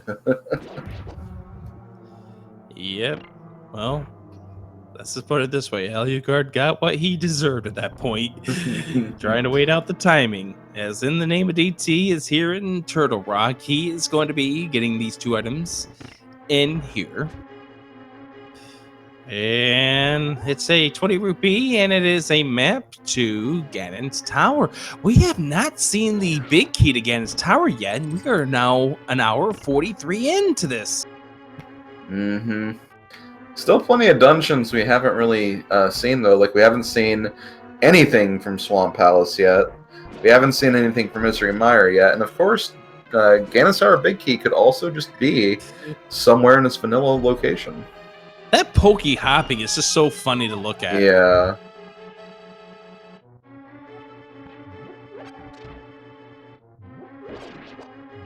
Really does just put the hovering technique into perspective. Now we have hover hops. So we know DT is going to have to face against Trinex here. What could we do to him as he makes his walk to Trinex? It'd be neat if there was an option to take away all of his magic. Yeah, that sounds really... Like that would definitely put an interesting spin to the whole thing. You definitely need magic to fight Cold Stare. Or not Cold Stare. Well, you do Cold Stare. Well, yeah, you do. Trinex in this case. Well, you definitely need to have magic to face off against Culture. You are right about that there, Slim. I'm not wrong. I'm just not Yeah, you are not wrong. Sadly, Chad is reporting that he does have a couple of blue potions on his arsenal, so yeah. Alucard making the walk of shame on his way down here now inside of Ice Palace, probably feeling a little salt. Yeah, well, I bet those fairies tasted salty, so yeah. Oh! Now, what's saltier? French fries at that fast food eatery or these fairies? Probably the fairies in this case. In the name of DT, making his way on down to the place that we love to call Trinex as Alucard, making his way to the Lamos.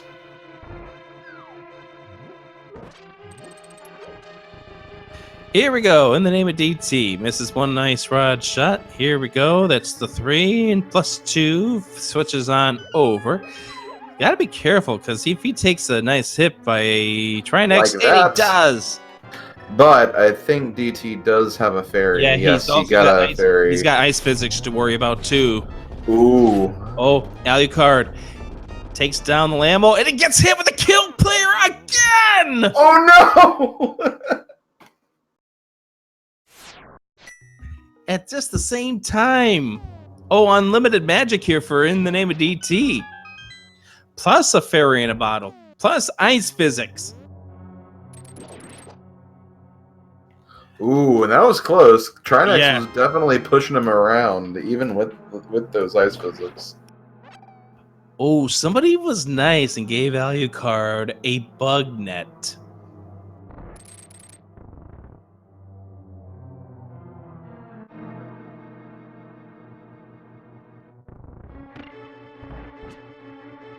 Here's the question, though. Does he want to capture a fairy after what happened?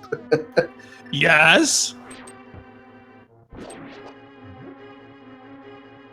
Like, he really wants to at this point in time. He's got to protect himself. Oh, looks like DT was planning on fluting away, but remembers he's got the book. You might want to check That's that right. ether tablet. Yep, definitely. Get that check in. This has been a whole lot of fun. I'm glad that you're here to join me for this, Slim. We have two great runners, two well-respected members of the Link to the Past randomizer community. Alucard likes to do Link to the Past together with Vitorp. Also likes doing some, Ether at Ether. How vanilla. We didn't need it, but it's vanilla. As I was about to say, both of these runners are very, very, very well-respected in the community. And Alucard, as I was mentioned before, likes to do some stuff together with Vitorp, one of the devs on Link to the Past randomizer. Alucard taking, is that a forced death at this point? Or he's just using the fairy to get himself some extra life because, well, if he takes the bomb jump. Yeah. There we go. Anyway, so I know he also likes to do some SMZ3 together with Wild Anaconda. I know Wild and DT are teammates, aren't they, in the Zooter multi-world? Yeah, there is an Ocarina of Time randomizer multi-world tournament coming up, and both DT and Alucard, along with Wild Anaconda, are on a 3-person team, so that will be definitely something to look out for in the coming days. DT's about to get his Misery Mire big key, by the way. Yes, he is. He has both of his 5/6 crystals. Looks like Alucard is about ready to make his way down towards the Lamo for round number 3 at this point. And the funny thing is, he won both of his encounters. Just didn't stay alive long enough to get the final clear item. Yep, there it is. So here we go. Let's see what we got inside. He's unleashed the bees that people are trying to give him. He's trying to unload the bees that Synac has loaded up in the queue.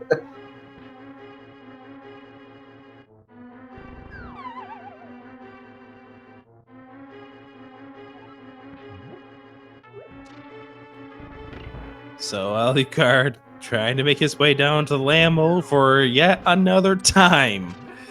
And you'll be able to do the same thing to In the Name of DT when he finally gets his way down there at some point. He's gonna looks like he's heading over towards to what would be Mothula, but it's not Mothula's this time around. Oh, there's a fairy in a bottle for Alucard. Maybe this is the time that he's gonna go ahead and beat these Lambos. Slim. Let's see. He gets one of them. Kind of struggling with getting the hits on this next two, but gets that one. You got to be thinking at this point in time that Alucard is just thinking, they're going to kill me now again, aren't they?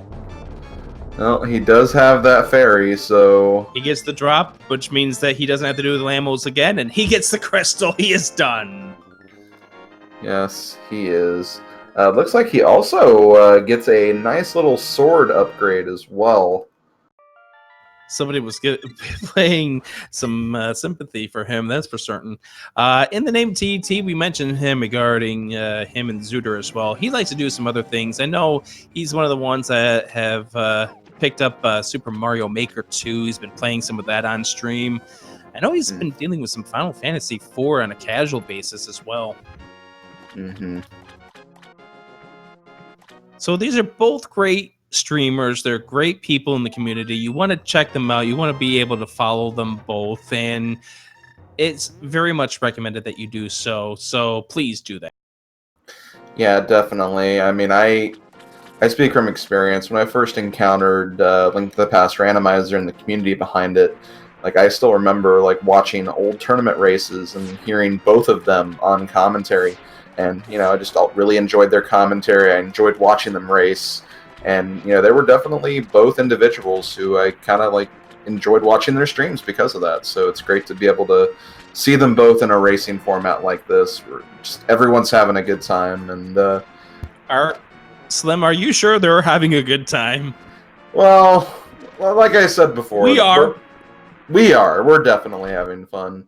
But both of these runners are very good sports about this. They understand it. They signed up for it knowing that this kind of stuff could happen. So the fact that they're willing to endure this is, just shows how, just how great they are. And by the way, they're doing this, and they're going to be getting a cut of these, what you're doing to them anyway, with the proceeds. So do to them and be glad that you are helping them. And there's GT getting the news about the pedestal that is officially dead to him. So at some point in time, both of these runners are going to be wanting to go into Misery Mire. And I know you need to have some sort of flute access in order to do so. Now, I know DT's not getting ready to do it now, because if he was going to head on over to Misery Mire, he would have gone there now, as opposed to walking down, which looks like he might be doing Thieves Town next. But at some point in time, he's going to want to, Slim. Yeah, we will. I mean, Misery Mire is a pendant, but at some point, this is all dungeons. He will have to do Misery Mire at some point, and you need that flute access to get to Misery Mire. So, just something to consider, something to think about.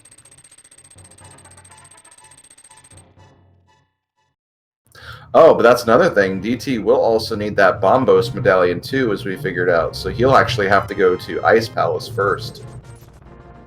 Well, he will, but, multiple flute attacks on him could go that way. So he looks like he might be planning on heading right straight there to the boss, which totally makes sense when you're playing this kind of mode. And we get another Helmassar.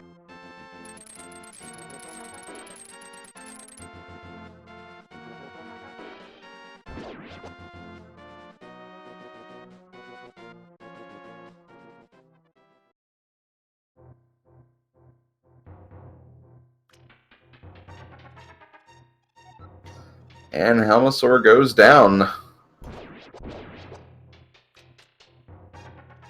So we did find Misery Mire Big Key. DT does have it. It is, and we got a hint about it earlier. It was in the Pyramid Fairy had it. So Alucard needs to finish this off so he has access to the Pyramid Bomb. Yeah, that is correct. So he'll need to do this dungeon. He'll also need to finish up Desert Palace as well.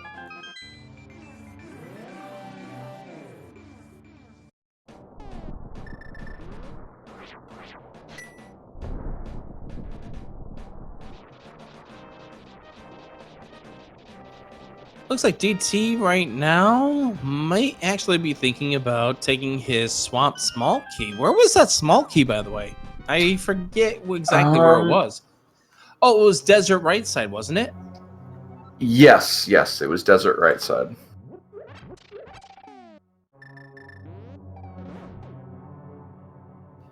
Oh, he's not doing that just yet, though. Maybe he realized that he didn't have... Oh, wait, no, he does have it. Never mind. It's Alu who doesn't have it. He's taking Kopo. That's right. This is one of those locations that can be easily forgotten about sometimes, so...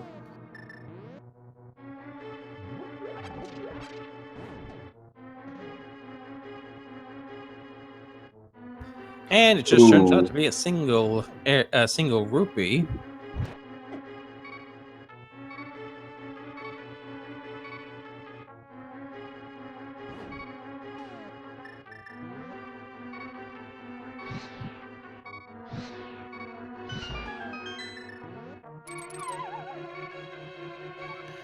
Alucard down to 1 heart, so I'm gonna be surprised if he doesn't take a death.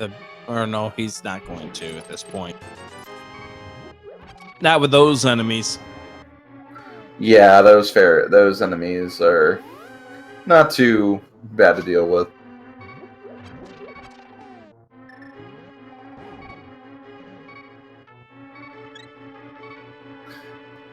And there is... Yeah, that's where another Turtle Rock Small Key is, on the island in Lake Hylia.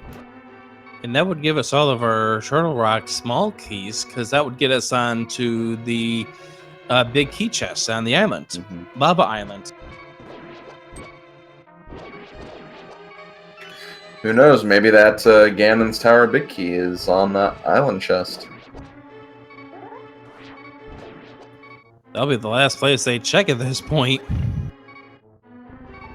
Yeah, that's definitely not one you want to go back into unless you're doing, like, you know, major overworld glitches where you can kind of glitch into Turtle Rock and make that trip a lot easier, but we are sticking to the minor glitches only type of stuff here. Looks like Alucard just trying to find himself some health at this point in time, just trying to keep himself alive. Yeah, not a bad thing to do. This is not a dungeon you want to take a death in. A lot of transitions and rooms you have to go through. Here we go. Swamp Palace for In the Name of DT.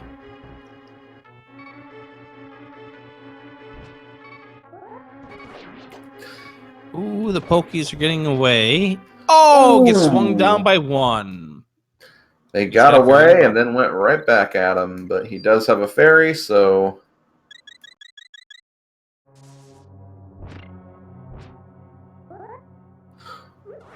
Ooh, I just realized something. Alu did just lose all of his bombs, and there is actually a bomb wall he'll have to open up very soon. No. Yes, you're right. There goes another of his fairies. Let's see what else we have stored in the queue at this point. Oh, he is going to check the lava island. You were saying, Slim? Never mind. Bombs away.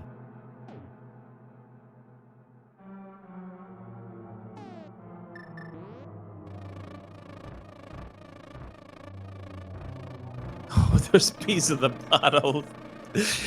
Shout out to Sinak.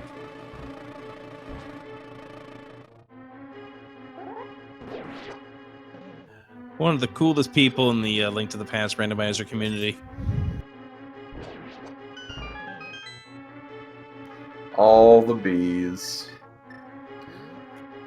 Oh, there go his bombs again. Oh, he got one back. Oh, plagued. He's Plague got him. one. Doesn't. He's got him. No, he definitely has them. So now he can get his boots. Soon. Yeah, first you gotta check Mimic Cave, but nothing wrong with that.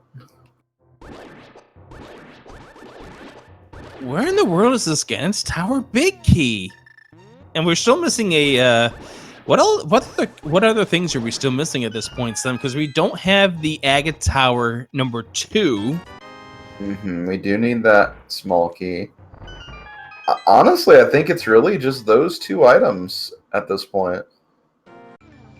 Now, technically, we don't have the Swamp Big at this point, I don't think, but that's least DT, neither of them do. So yeah, we're still on the lookout for that. That could be a potential important location for later.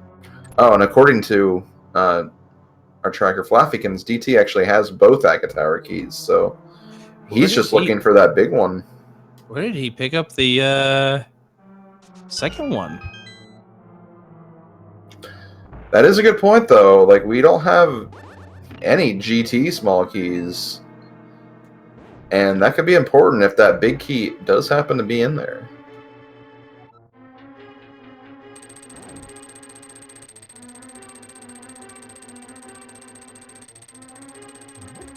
Goodness, that spike is annoying. Hey, we found ourselves the Lagmarang. Wasn't there a small key on the library at one? There was. Which probably is a Misery Mire small at this point. Yeah. Misery Mire, Skullwoods or something. Yeah. Or one of those GT small keys. Could be.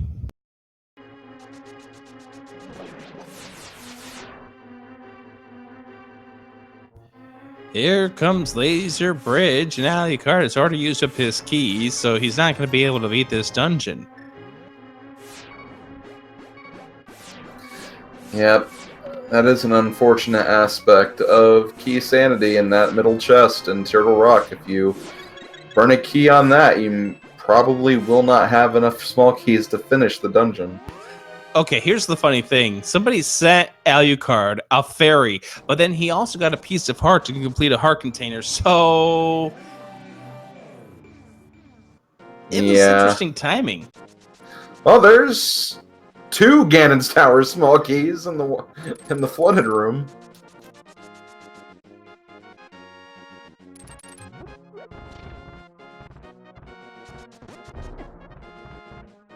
And there's a small Lice Palace key, which is probably going to be the next stop on DT's tour.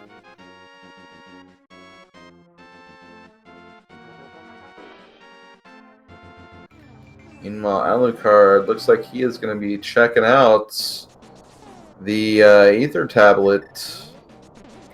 Get that vanilla Ether Medallion. Yeah, which we don't need. And then DT finds, hey, it's Cold Stare. Hey, one of the bosses we need magic for. Yeah, unfortunately, fortunately for DT, unfortunately for us, he had enough magic going in. Although he doesn't want to take a death. Oh, that close. Oh, he survives it though. And gets some bombs for his efforts. Man, Cold Stare was really on his tail, and pun incredibly intended. Arf!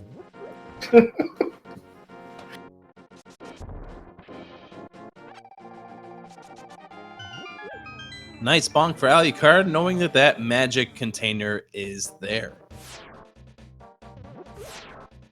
Knowing what trees you can bonk into can be very, very nice to know sometimes in this game. Yes, it really can. Okay, so DT is heading over to Ice Palace. Now, I'm looking at the dungeon clear count right now. Right now, DT has, I believe, 8 dungeons cleared Eight versus out of Alucard's 5. Yep, so we know what happened to Alucard. We were there for all that fun. It's now time to maybe return the favor to DT. Just Yeah. saying. Yeah, I can make this race a little more even. I mean, Alucard will get his 6th dungeon clear right here, which is good. Nice fairy there to help him stay alive.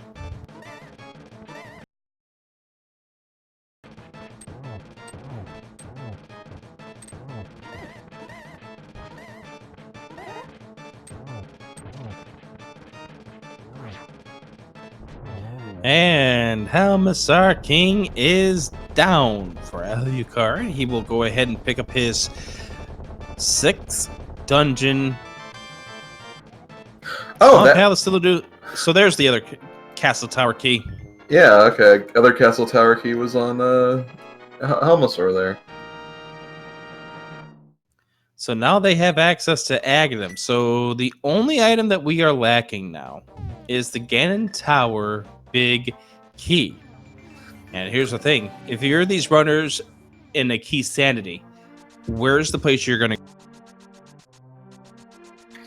I mean, obviously, Ganon's Tower is a big place you want to kind of focus on because there are, again, that one game we always play in these speed gaming races about what number the big key is. That's 22 locations that big key could be at. So I'd imagine both of our runners are thinking, you know, that's probably where they are. That's probably where it could be. It's a high likelihood to be there.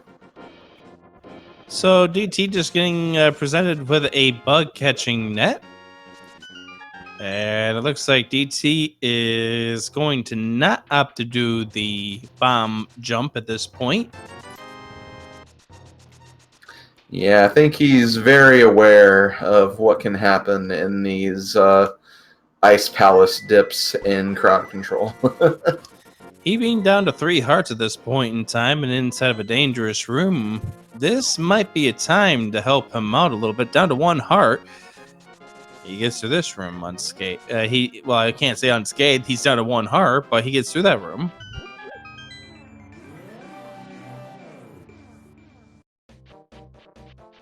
And there's a fairy, thanks to the help of Sinek on giving DT a fairy for his troubles. So once again, don't forget, this is a crowd control race. You can help these runners or you can hurt these runners. Oh, DT gets grabbed. Back to start. Yep. That'll give Alu a little more time here to remember that, well, there's a small key on Hylia Island that you might want to get.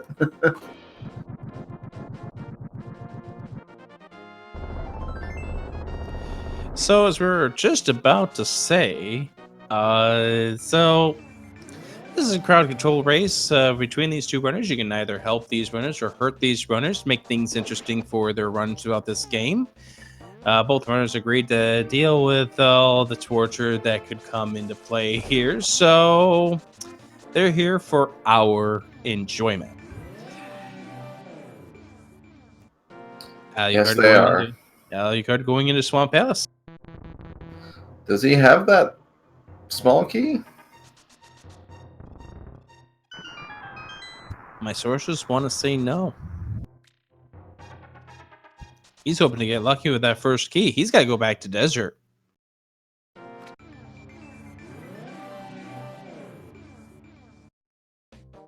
DT having a rough time here with this room, just trying to clear it out, get rid of those enemies. Because Gibdos do 2 hearts damage if you get hit by them. Yes, they do. Yep, and there it is, the revelation. Gonna have to come back here later. But he is heading towards Hylia Island. That is something he wants to get to finish up the rest of Turtle Rock.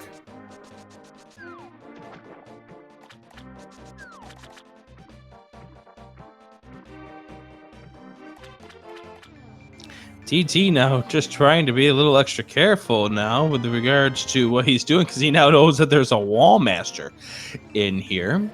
Yep. I know I played an Randomizer seed once where I got grabbed literally on the room before the boss. It's not fun. Oh, that's got to make you salty. You have to be wary of stuff like that in Randomizer. That's why it's always good to even memorize like the counts of enemies in certain rooms. If you see one less enemy than there normally is, oh, there could be a wall master here. I better wait for it to move before I move. Single rupee for Alucard, and now where's Alucard gonna go? Well, he's got that last Turtle Rock key, so he's probably gonna head on over towards Trinex.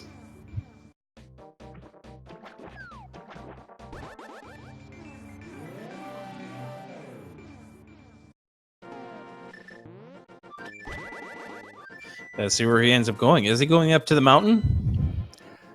Oh, yes, he is. Yes, he is. And let's hope DT remembers to get the big chest here, because he needs to get that in order to get into Misery Mire. And don't forget, he's going to have to flute to Misery Mire, so you could make it a longer trip for DT after he's done with Ice Palace. What could people do to make it a longer trip for DT?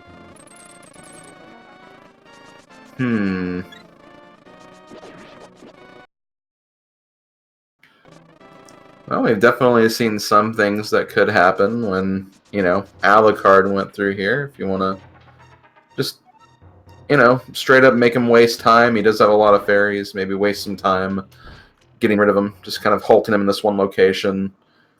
I was actually thinking about deactivating the flute, since it's probably going to be his next stop on the road. Alucard trying to get that fairy. Fairy's running away. There we go. Yeah, that's also a very valuable option too. Deactivate that flute. Shout out Sarah and Dobby, who ended up taking away enough rupees for DT to spell leaked. Oh, it's already gone away though. Yeah, unfortunately he grabbed it, but at least we had 1337 up there on the screen for a moment. Yeah. But DT's about ready to head into the ammo fight. A moment is all you need. Yeah, we saw that happen with Alucard about 6 times. Answering Turbulent Solace's question, what's with all the random enemies? This is an enemizer on top of what else we're doing for this crowd control race. This is an all dungeons enemizer key sanity. Oh, there goes the flute activation. I love you, chat. I love you, chat. That's what I wanted you to do. That's what I wanted you to do. That and only that. I wanted them to do other things, but, well, it's not about me, it's about them. Our runners, Yes, it is. Alucard2004 and In the Name of DT. I'm Adirondack Rick, he is Slim Kirby. We are having lots of fun with this. We are. It's been a very, very enjoyable run.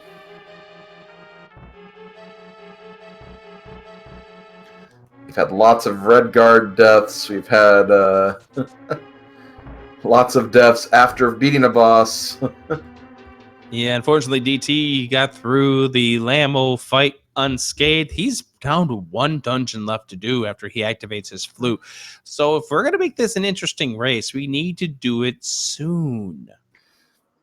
Yes, Misery Mire, and like, although it's not as long as Ice Palace can be, it can be quite the trek from, you know, getting to the start to the very end of it. So could be a good time to maybe mess around with DT a little bit.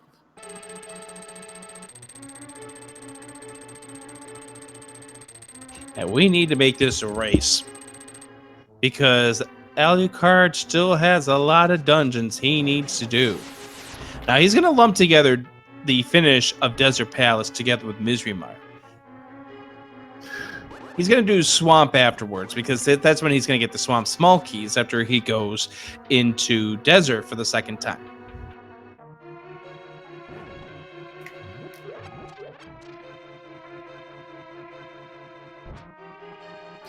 Yeah, that is more than likely his next play, although I am interested in one little factor.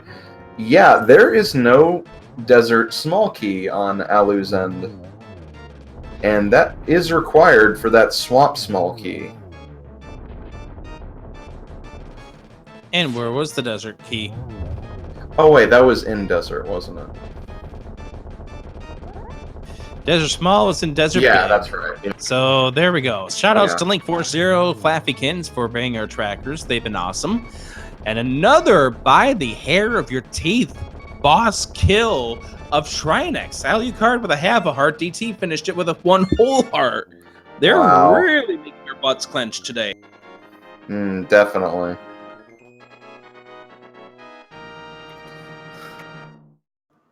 Yeah, I do agree. I do think Cuckoo Attack is broken on DT's end. Yeah, that 1 minute has been a long time. That's been a very long minute. In the New York minute. Because we know DT used to be in New York. Oh, the inverted D-pad comes into play. Looks like Aaron Doby was a little mad that he took away his elite number of rupees. So yeah, this is his punishment. Yeah, I love the fact that our chat's getting back at these runners for getting around some of these mechanics that we put them through for the past 2 hours and 16 minutes. But we're still not in go mode. We are still lacking the Ganon's Tower big key. And yeah, there is a very, very good chance it could be in Ganon's Tower, but by the same token, like, I mean, there's also some other stuff. You know, we don't have that shovel yet. We have no idea where that shovel is. That could be a location. The That's swamp correct. big chest, that could be something. So, you know, there's still plenty of interesting locations for that big key to end up. The inverted controls have run out, and DT goes back through the door once again. Add another door transition to his count. And here comes the swamp small key for Alucard. So now he will have everything he needs to get into Ganon's, get into Ganon's Tower.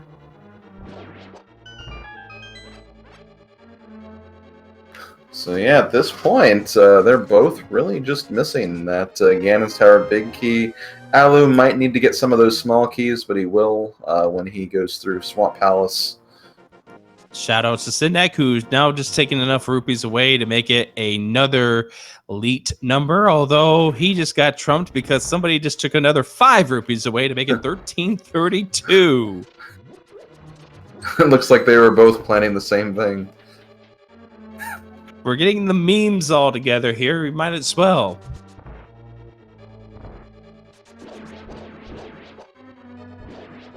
We're having rupee wars.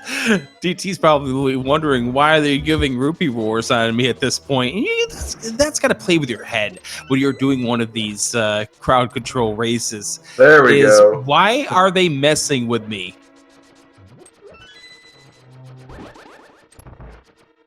Because it's fun and it's funny.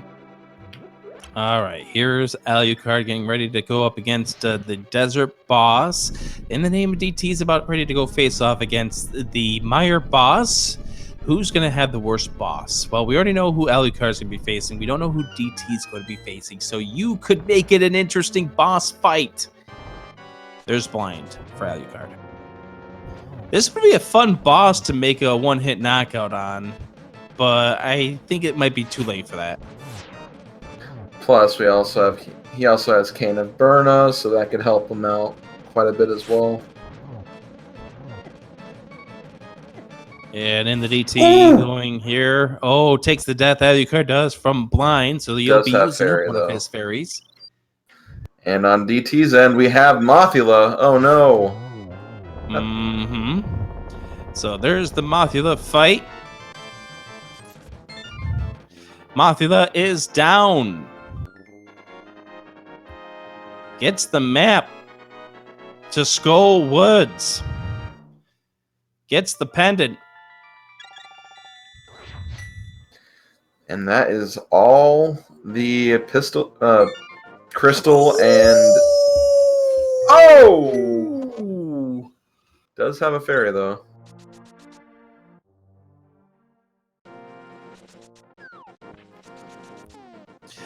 Ooh, again!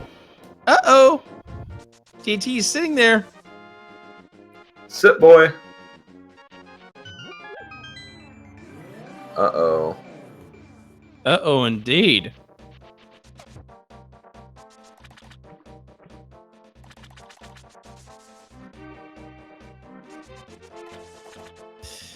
Apparently, we live here now. DT just sitting there. Poor dog. Yeah, well, does take another death. Looks like this might be a case where he's going to need to be taking deaths just to get out of this. Yeah, he might have to clear out his fairies in a bottle just to clear out of this unfortunate incident here. Yeah.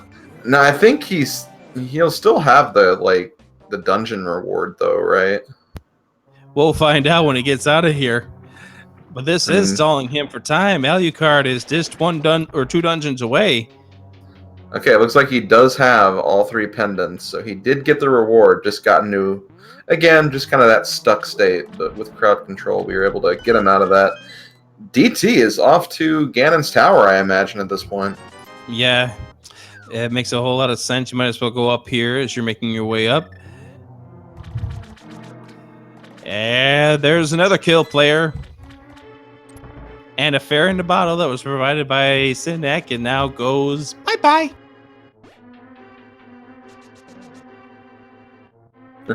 One more kill for good measure, I guess. Shout out to EA408, one of the awesome people in this community.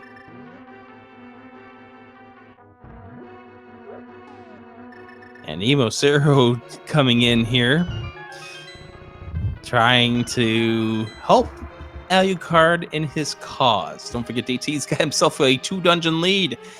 It's up to you to keep it or make it even closer.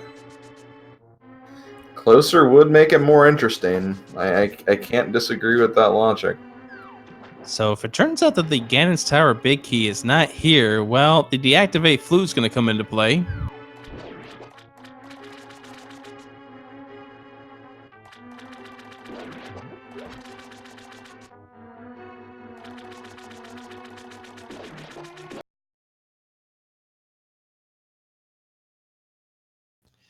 All right, here we go.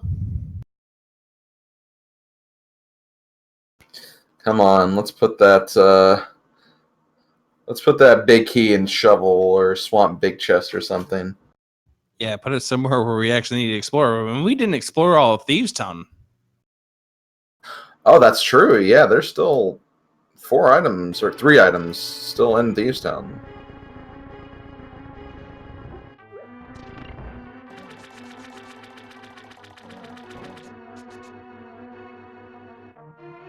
Okay, right-hand side for In the Name of DT.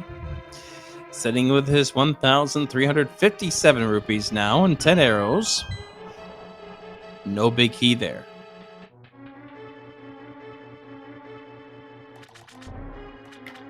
Let's see if there's going to be an item on the torch. There is a small key. And this small key belongs to Misery Mire. The Dream. We already full cleared it though. Then how is it the dream? I didn't say it was a good dream. Just a dream. Hello, inverted controls. As In the Name of DT goes back into the torch room.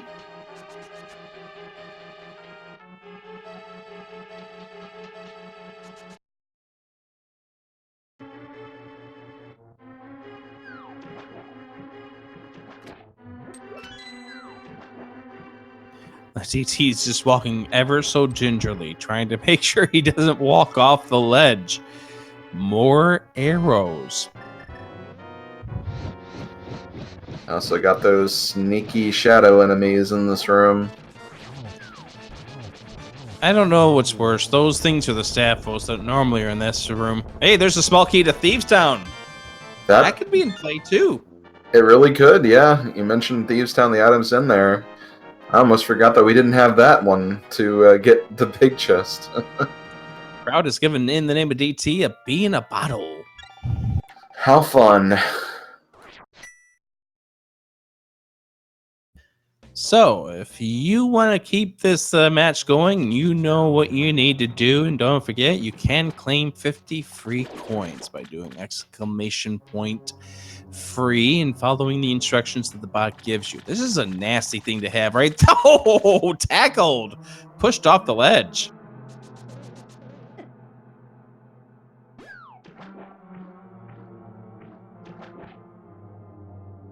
Yeah, it would be a shame if DT lost all of his bombs. That'd just be 4 checks he wouldn't be able to make. Yeah, and even that, making it even hard for him to get down to the ice almost coming up in just a few moments. Oh, that's true, yeah. You have the power to make that happen.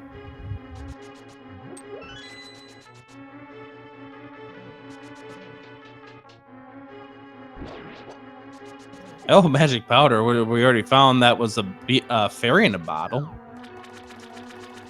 DT making his way over towards the ice armos coming up in just a moment if he doesn't get this big key out of here. Okay, looks like he is going to be able to get into the rando room. 4 chests in here.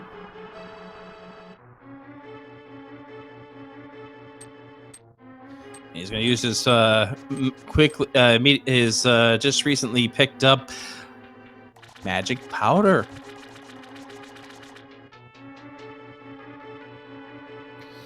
Rando room not really giving us a lot today, though. Yep, indeed. So, in the name of DT, here coming into the next room here. Gonna do the bunk. Still, we're starting to see the bombs go away. But is it going to be enough in time? We're down to 5. Plus, what are we dealing with at ice armos? Oh, that's true. Could be a scenario where we run into Cold Stare where we need that. Oh, we have Bombos, though, so never mind. Could, you know, didn't have magic, that wouldn't be a problem. 1 bomb left, and a 1-hit knockout, too. He's got to be really careful if he wants to get this down. He does get the bomb down, but he is in 1-hit knockout mode.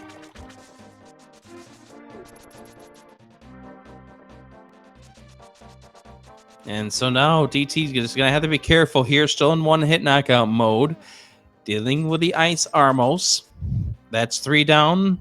Misses the arrow on the 4th. Gets the 5th down. And stopped upon a 1-hit knockout. Dead. Does have a fairy, though. But he's going to have to be careful because that thing's going to stomp right on him right after he gets replenished here. And he's still in 1-hit knockout mode. There he goes. He is fine for now. He's going to check these 3 chests. There's a blue rupee, there's another blue rupee, and there's more blue. Alucard never got the red bomb here, and he's going to have to go use that to get the entire big key at this point.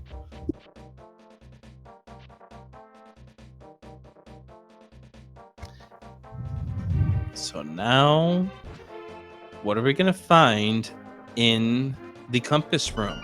Is the big key going to be there? Well, we're going to see that first before we see the tile room. Wouldn't it be funny if we find the shovel? Yes, it'd be very funny if we found the shovel in tile room and nothing is in the compass room. Wouldn't it be funny if we had fetch quest or 1-off checks? I think that both of those sound good to me. Ooh, bug. Shovel! And there's the shovel! And now Alucard's going into Aga Tower. Which we have not actually seen the second item in here, so that could also be where the GT Big Key is. Yeah, we've already seen what's in this first chest by DT earlier. So this is no surprise to us. There's the 50 rupees right there. Looks like DT is going to be checking tile room before he clears on out of here. And see, you know, if Alu does find that big key in here, like, he'll be in go mode, and he knows he doesn't have to check the rest of the stuff in Mire. Unfortunately, it is just the map to Hera. It's the map, the Tower of Hera. Oh, DT here with the tiles, trying to just maneuver his way, see if it's in here.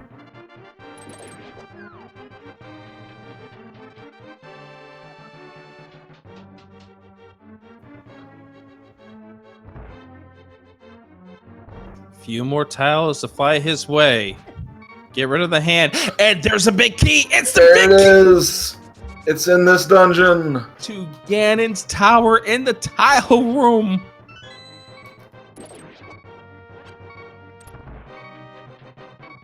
So if you want to make this a race, and don't forget that DT still has to do Agate Tower as well. He is going to have to need, if you want to make this a close race, we need your help, Slim. We need your help. Yes, we do. Because at this point, like we said earlier, DT does have a significant edge in terms of dungeon completion.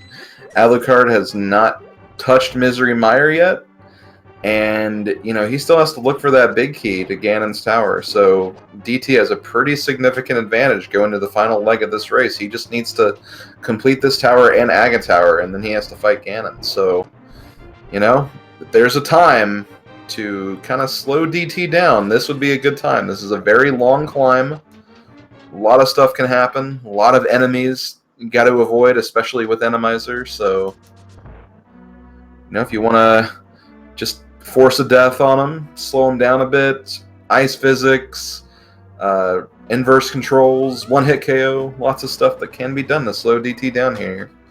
Hey, Slim. What's up? Somebody took DT's bombs. They did. Well, looks like that one guy gave him a bomb, but oh,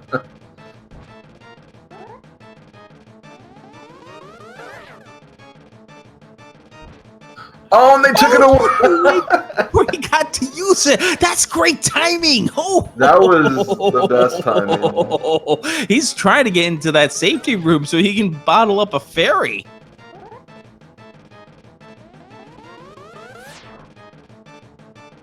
Oh, this is awesome.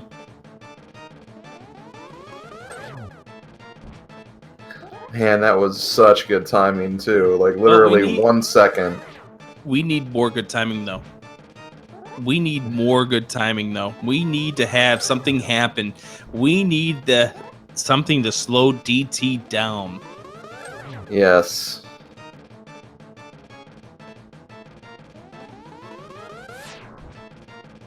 By the way, who are we gonna get at Lamo 2? Ooh, let's see. I'm gonna guess Trinix again. Oh, that would be a rough fight to have to deal with at this point. Oh, yeah. Oh, yeah. Especially with that fire shooter in here too. It's another Vitreous.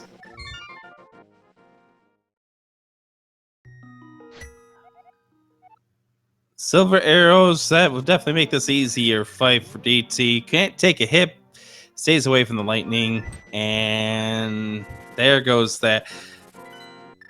DT is about ready to make his way up to the 6th floor.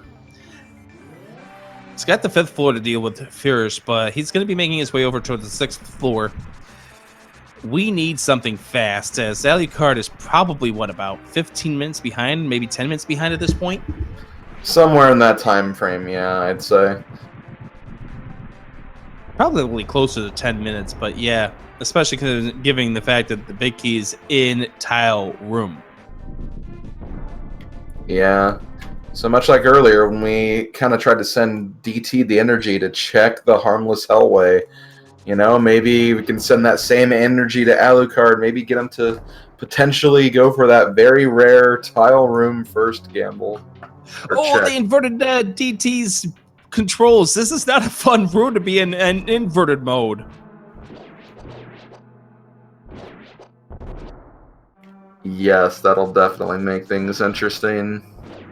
And he falls down, so that means he's gonna have to wait this out.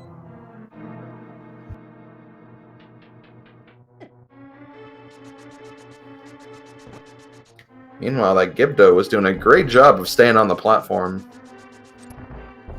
Yeah, no, the Gibdo seems to find a better way to do it than we do, and DT's Yeah, gonna really. have to do this in inverted mode.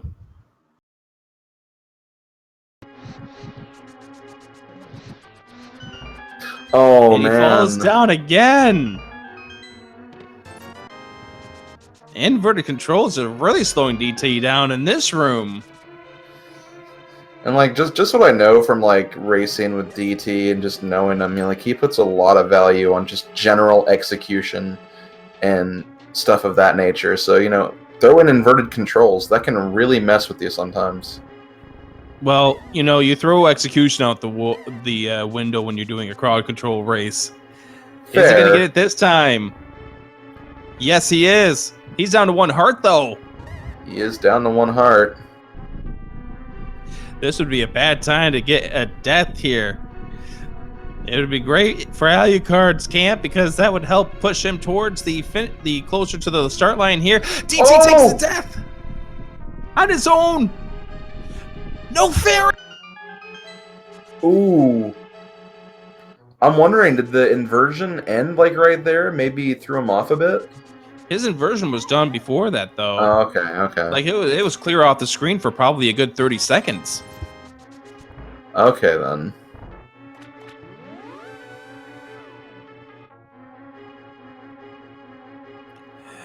And now you've got to clean the salt out of your wounds at this point and try to get through this. And those bobs are doing such crazy things with the crystal switches. Wow. Okay. Yeah, he was trying to line up the blue cane, I guess. Yeah, he walked up. Unfortunately, the blue cane did not activate in time. Mm-hmm. And he took the death. Oh.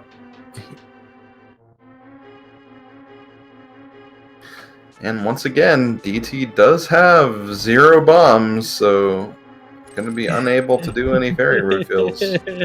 He got a bomb. Let's see if he can use it this time. Oh, Sidak takes it away. Yep. Is he going to try to get it again? Oh, he has hit the switch again. Oh, wow. You got to keep your concentration because this is the toughest part of the run here. And I can speak of this having done a crowd control race as part of the speed gaming thing. It's tough to keep your composure when everything seems to be happening to you in GT. You have to also get the idea that you're in the lead versus Alucard at this point, who takes the death. I think he's got a fairy in the bottle, though. Yeah, he does.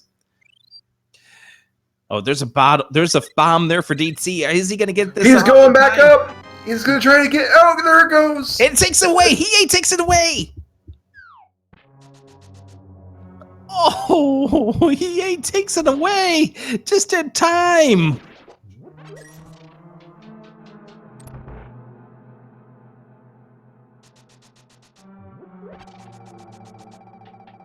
At least he got a double heart out of that hookshot grab. Yes.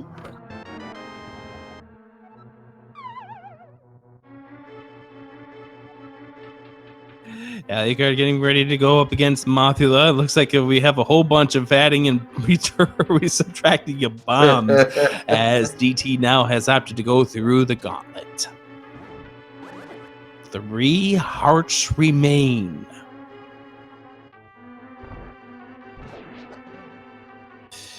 DT gonna go try to put a fairy in a bottle. Whoa, Bucko, no empty bottles. Oh wow, even the like enemies are taking his bombs now.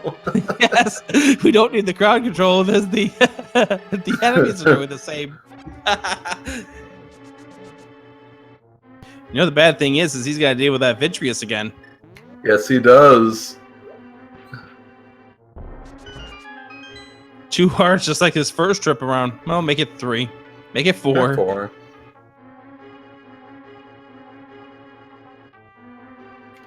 And on the subject of Vitreous, or in this case, Vitreous's home, Alucard is nearing the end of Misery Mire.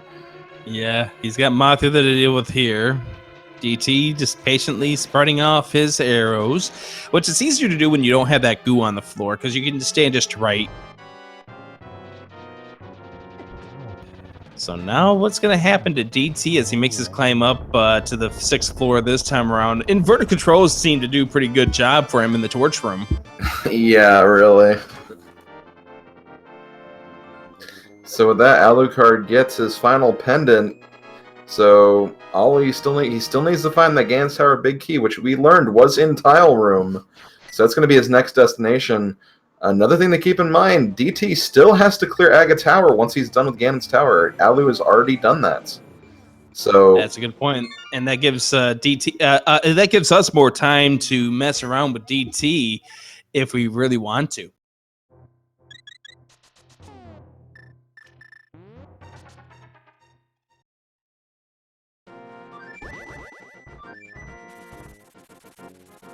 Okay, back in the torch room again. Yeah, it looks like he's going to get through this time scot-free. Alucard buying out some bottles for this climb up to the tower. And is DT going to be able to make his way to Moldorm in just a moment, Moldorm 2? Well, because you see that 0 next to his bomb count. That's true. Yeah, he will need a bomb to get through the conveyor belt room. So, and we also have inverted controls in effect here for DT as well. And this is not a fun route to be on, inverted controls, but he's got to figure it out. But one thing also to keep a note here. One thing also to keep a note here is we don't know what we're going to find at Moldorm 2. Also, a small key to this dungeon up here.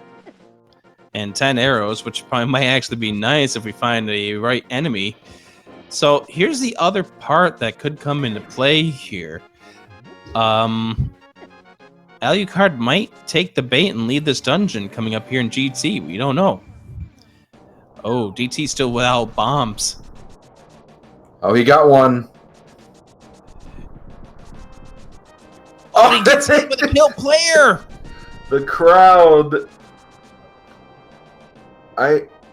Will that bomb land in the right place, though? It's gone. It goes away. It's gone. Oh, that timing. Oh, he does a couple of angry sword slashes. I mean, do not blame him at all. Yeah, he's going to have to go back downstairs at this point in time.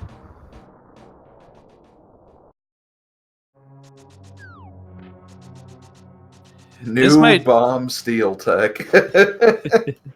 This at this point in time, you may just have to wait around for your crowd to actually give you some bombs. Oh my gosh, Alu is making the right-hand GT play. But is he making the tile room play? That's going to be the big question. It is. We'll see. Is he? Oh, he is doing it! Winning! He's doing it! Oh man, this race just got so much closer. Oh wow. Oh wow indeed. He is doing it. Bad news now for DT. He's out of magic. Oh, one fire rod or one lamp shot away from being able to do it. He's got the blue goo. He's going to go ahead and use it, which he's going to have to at this point in time. Crowd still trying to take it away from him. He's trying to boomerang the bomb. He does get it. Oh, he lost it. They're taking it away from him before he can get it. They gave it to him. Is he going to get the bomb off this time? Oh, he throws it the wrong way. No. He gets infinite bombs now. There we go. He gets in. Who are we going to have at Moldorm 2? Unbelievable, friends. And I think Alucard at this point might actually have the lead if he has a scot-free Ganon's tower, but we know that ain't free at this point. Yeah, crowd control, it's never free. Takes a death right here. Oh, we have another Vitreous.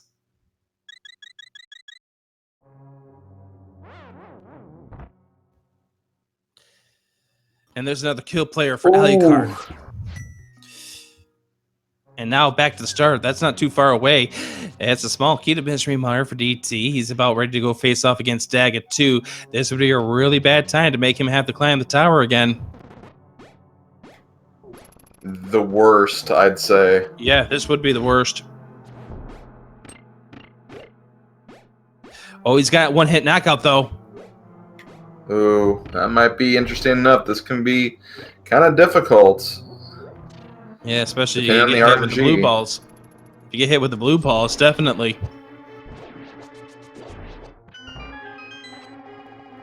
Looks like he lined it up perfectly to prevent the potential blue ball from it spawning. Yeah, he's staying clear away from the main ag just to, in case of blue. And he does survive this fight as long as he doesn't get hit with another kill player. Yeah, it just depends now. Like, obviously, there's not quite time for Ganon. If he jumps in that hole, he will be forever proclaimed to be a dingus. He still needs to mirror here and then go to Aga Tower, because this is an all-dungeon seed. Yep, indeed. So he's going to still have to do that, so there's still some time to make this a close finish race between these two. Alucard making his way up to the gauntlet. Looks like he's going to do into the safety room. Flying mimics indeed. This has been a lot of fun, Slim. I've been really glad to be able to do this with you. I've been looking forward to this. I'm glad that things were able to work out so these two could have a fun night together on stream. Shout outs to Link40, to Flappykins. They've been doing an awesome job the past near 3 hours tracking this for us. Again, we are coming close to the end here, folks.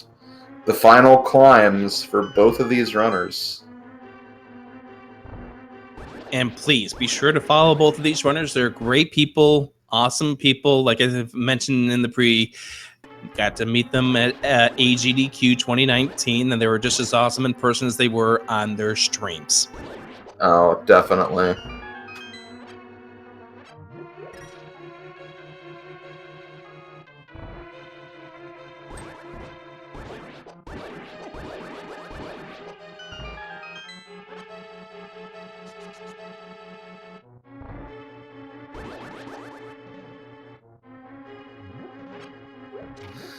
Okay, so DT is coming close to the end of Aga Tower here.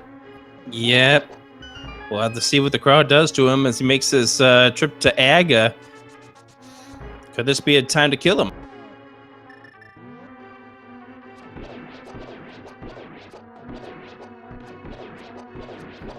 Alucard's getting through the first Vitreous of this tower climb.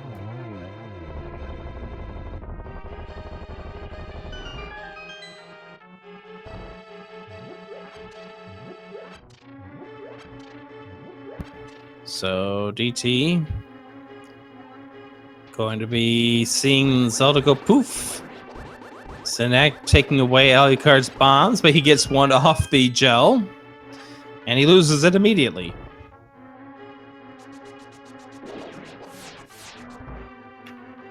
Okay, here comes the Aga 1 fight for DT. Yep.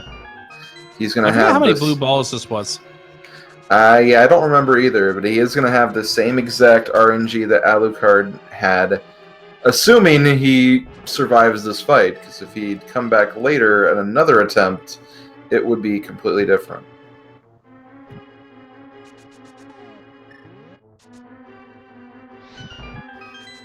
So DT getting through here, Alucard making his way up to the 6th floor, and he's getting a plethora of bombs from his supporters.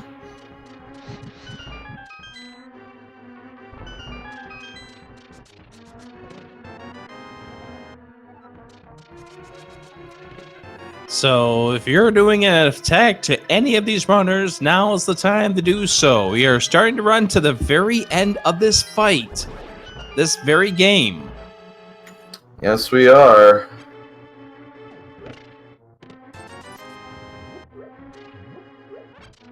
He is done with AGA 1.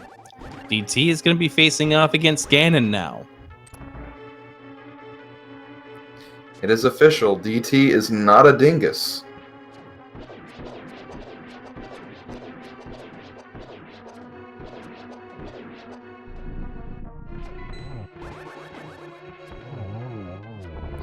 Ooh.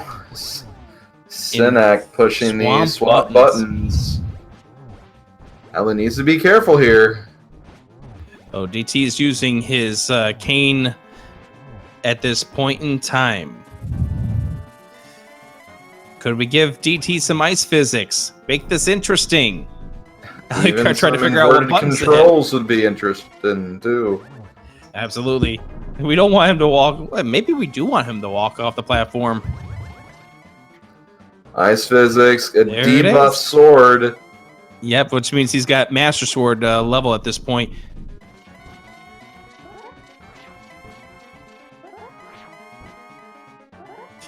So many things happening. Oh no, Alan fell off. Yep, so I mean, that means he's going to have to do the Vitreous fight again with his swap buttons and D-pad. DT still trying to deal with his ice physics. Gets Ganon hit. That's one of his arrow shots. So many things here happening.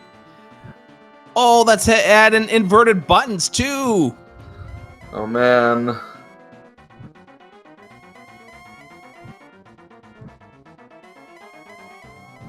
DT's just trying to make sure he doesn't walk off the edge.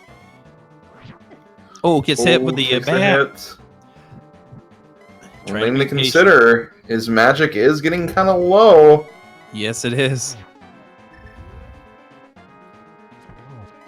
Oh, try to get a double hit on him. Gonna have to use another lamp shot. He does have enough.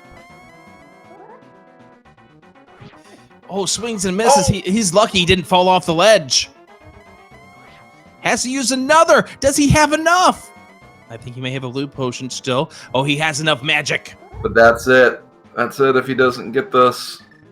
Yep, here he is. He's got it. Wow. G.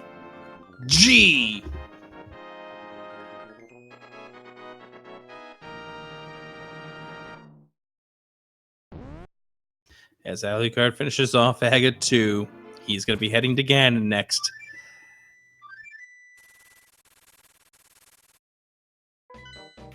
Meow, meow, meow, meow, meow, meow. Oh my god. Wrong animal. He's a dog, not a cat. Yeah, we're going to have to talk to some people about that.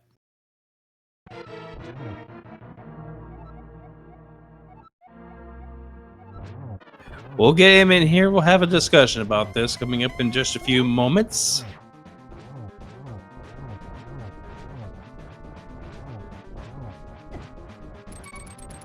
Special thanks to everybody who helped make this a very special, very fun crowd control race. And if you enjoyed these crowd control races, we're going to have another one for you coming up on Saturday, I believe. If I remember correctly, that might be one that Willow J. Bradley's taking part in.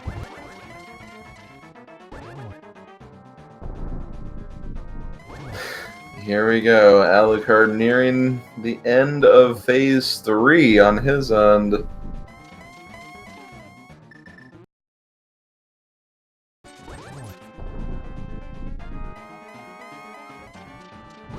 Oh yeah, people adding some rupees.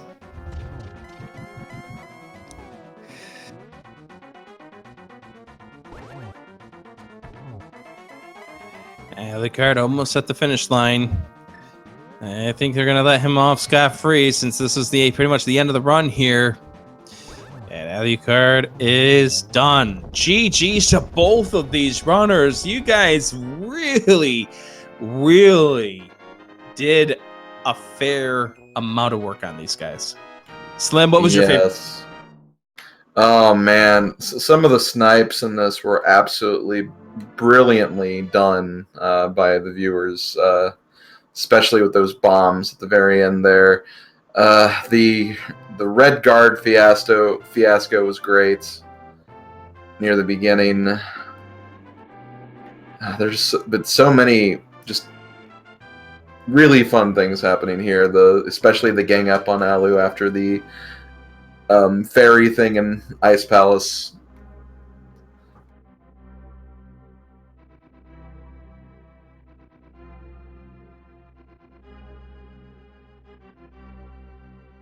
What about you, Rick? What were some of your highlights? Oh, the cold stare or the Ice Palace snipes. And we got 2 dings, so I think we have both of these runners in here with us. Yep, I believe I see them too. Welcome, both of you. Alucard2004 and In the Name of DT. Congratulations on both of you for finishing this and enduring the marathon that was the seed. Yeah, runners. That's exactly what we are, because we were going so fast. So let's go ahead and start off with the about 20-minute mark when you two both had to play Elude the Red Guard so you could check the ever-dud hype.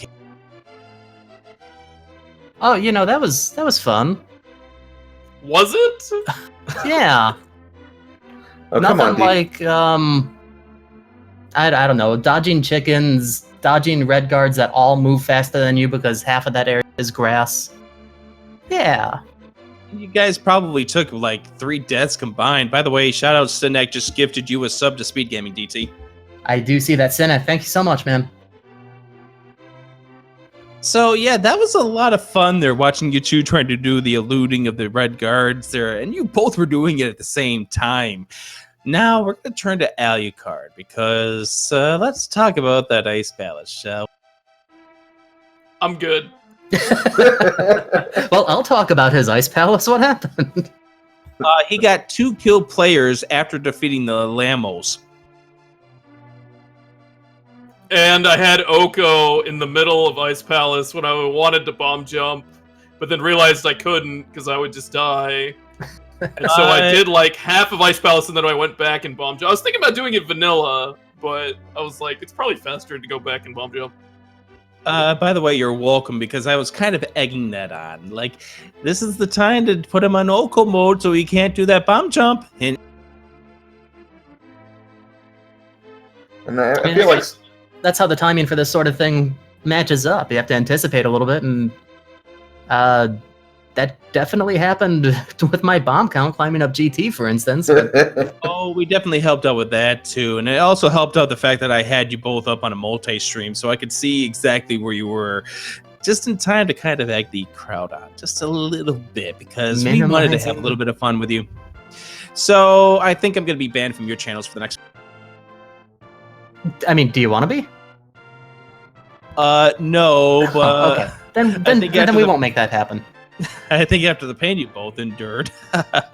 Anyways, so there was no pain. It was fun. What goes through your mind when you get hit with a kill player like that, Alucard?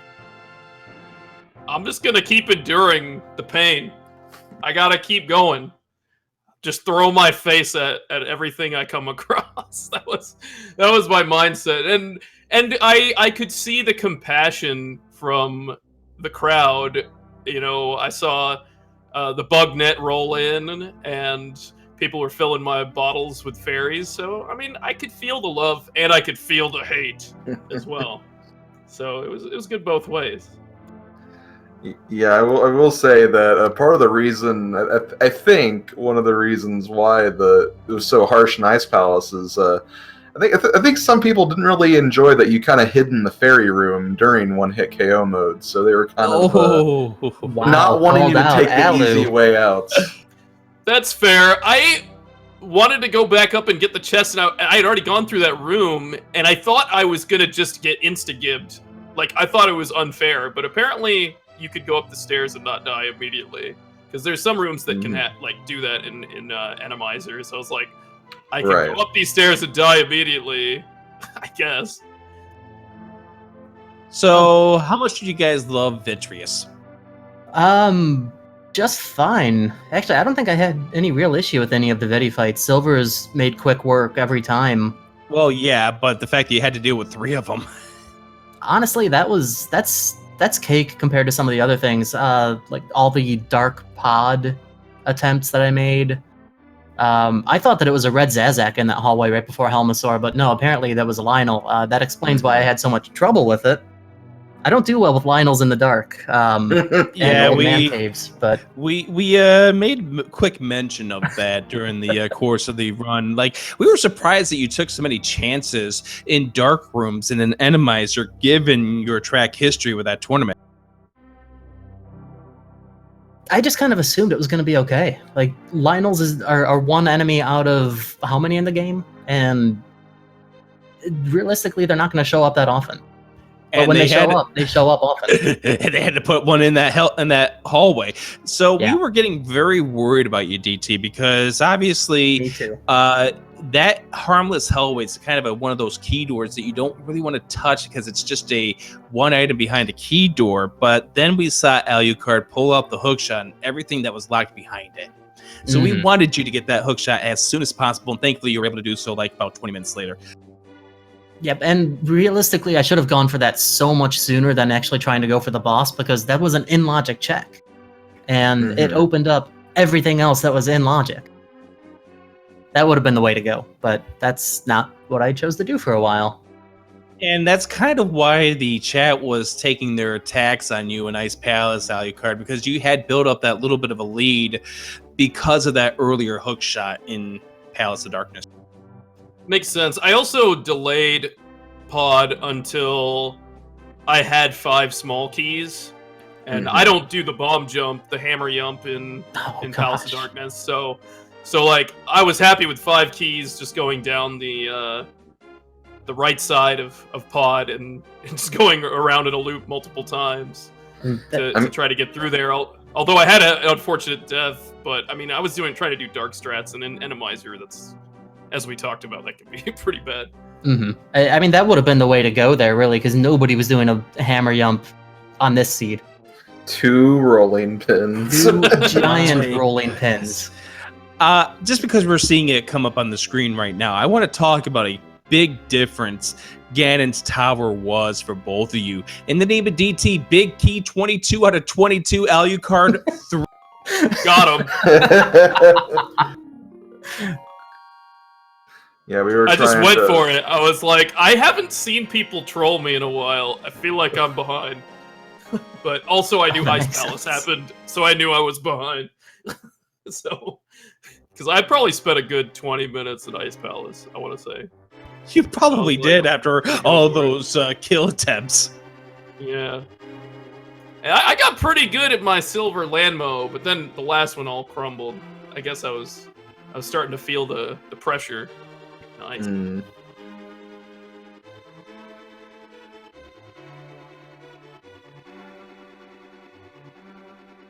Item-wise, we were just wondering where the progression was going to be, and then you finally found the hook shot that really opened up things in this entire seed. It just it was like, where is everything going to be? Where's the progression? We're starting to run out of squares. Oh, hi, hook shot. Yeah, it almost felt like that was like the last option for me at the time. Like maybe I could have done Spike Cave. I don't know. There weren't that many options on the table when I went to pod, so I was like, the game gave me 5 small keys and a big key. I'm going to pod. So, how much do you like inverted controls and torch rooms there, DT? In torch rooms, I slowly started to get a grasp on that, and I was actually kind of proud of myself for it. And then one button would get pushed in the wrong direction, and of course it's game over. You got to start it over. Yeah, it took you like 3 loops to get that 5th floor GT torch room. You know what I really, really liked about inverted controls, though, is when you mirror out of a boss room. I almost forgot about Thank you so much, Flappy. That was the The cool thing That about was- having the on-screen display of the effects is you see who's doing this stuff and you remember certain things. Yeah, shout outs to your mirroring skills in Eastern. We were sitting there after a while wondering why you hadn't moved off in the mirror on your Y button. I wasn't expecting inverted controls. I thought it'd be fine. I mean, it's Maldorm. I just need a B button. But after the first time, you'd think, okay, maybe I'd switch it over to a different button. Yeah, it took me a while to realize that I should probably unequip the mirror. Like we did reference a certain bad player named Willard J. Bradley with your mirroring skill. Oh? Remember his Darkroom Mire in one of the tournaments? Where he accidentally mirrored. That's right, out of the dark room. See, So- I thought you were going to go on like a Kanzeon approach, mirroring in front of the Nah. Feast on Big Chest. 'Cause that's a fun moment, too. Nah, that a isn't. classic. We won't bring that up, but DT. Your bomb throwing skills. How about that? When you I mean, finally I get can- a bomb. I can throw bombs. We've proven that, just not where they need to go. So Alucard also showed us a little bit of skill, Mr. 99. Hey, we went for it. It was the dream. I love playing that arrow game for the X99 dream. So I had to Yeah. go for it. It was like 10 to 15 attempts, somewhere in that range. It wasn't too Just bad. think of who would have won that race if you didn't spend 4 minutes trying to get that 99. Got him. I guess. I also made my biggest blunder, which I had no intention of doing, Oh yeah, I gotta kind do of this. muscle memoried into, was using my third small key in Turtle Rock to get the Ooh. vanilla big Oh, key yep. chest. I had no intention of doing it, then I muscle memory. I was like, well, I guess I'm checking this now. Dang it. Yeah, And at that point in time, you're probably hoping that it's a GT big key at that point. yeah, pretty much. Or a small key for TR, I guess. But And well, at least it wasn't that far buried. At least it was on Hylia Island. yeah, I found it pretty quickly True. afterwards, but I had to make the trip again. And Yeah. I knew that the Meyer Big Key was in Pyramid Fairy, so I was like, this is going to set me back a good ways. Hmm. But But it is was what it all is. in fun. It was all in fun. We all had a little bit of fun with that.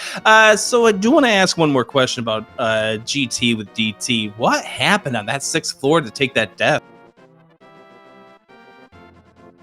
I'm trying to remember.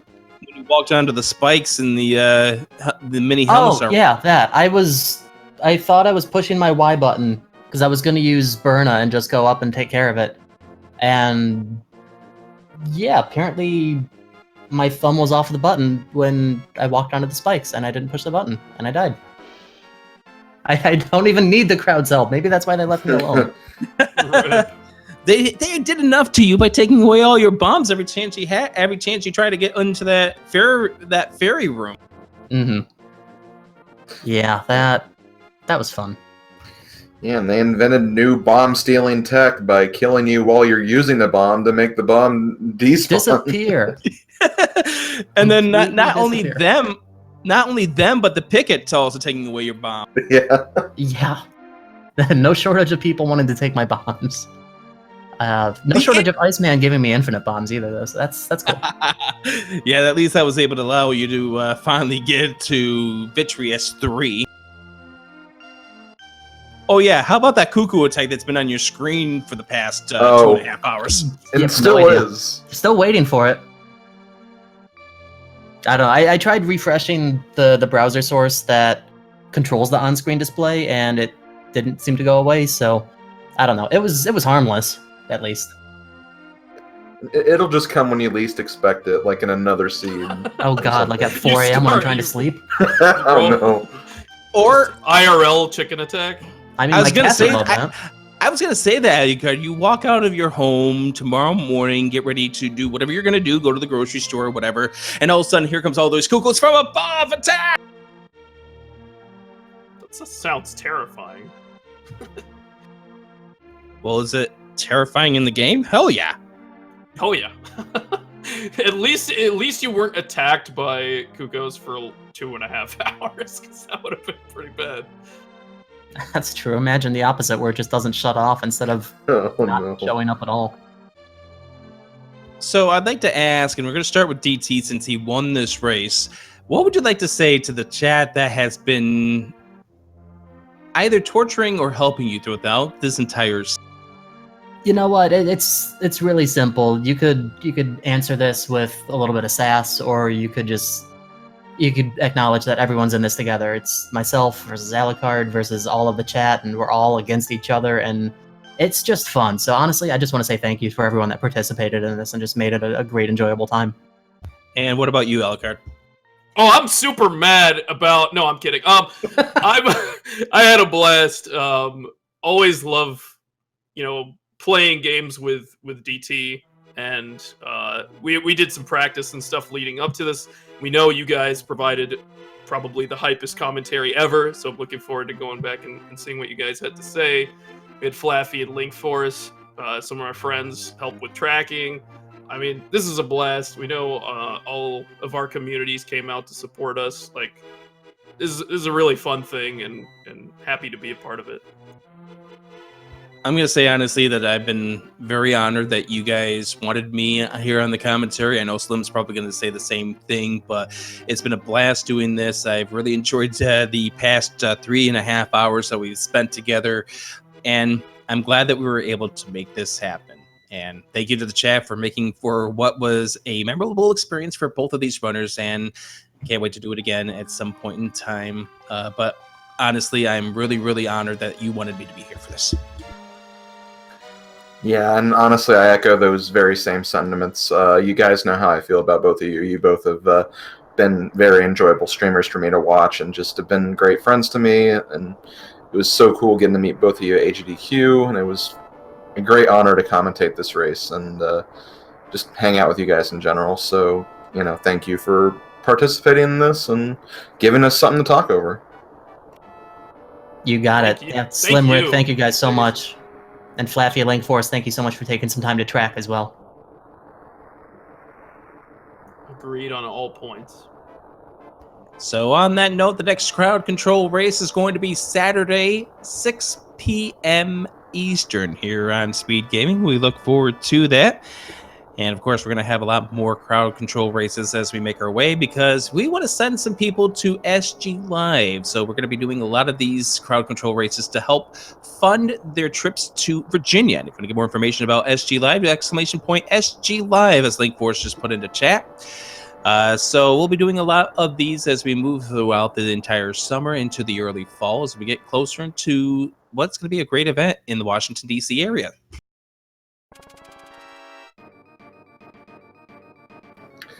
Yeah, definitely. And also, I personally want to give a huge thank you to all of the lovely members of chat who also made this little event as fun as it could be. Obviously, our two runners here, they obviously put on a show, but you guys were just as part of the show as well, with all the, all the little effects you've basically forced on our two runners here, and it's been a fun evening, so thank you all for coming out for this.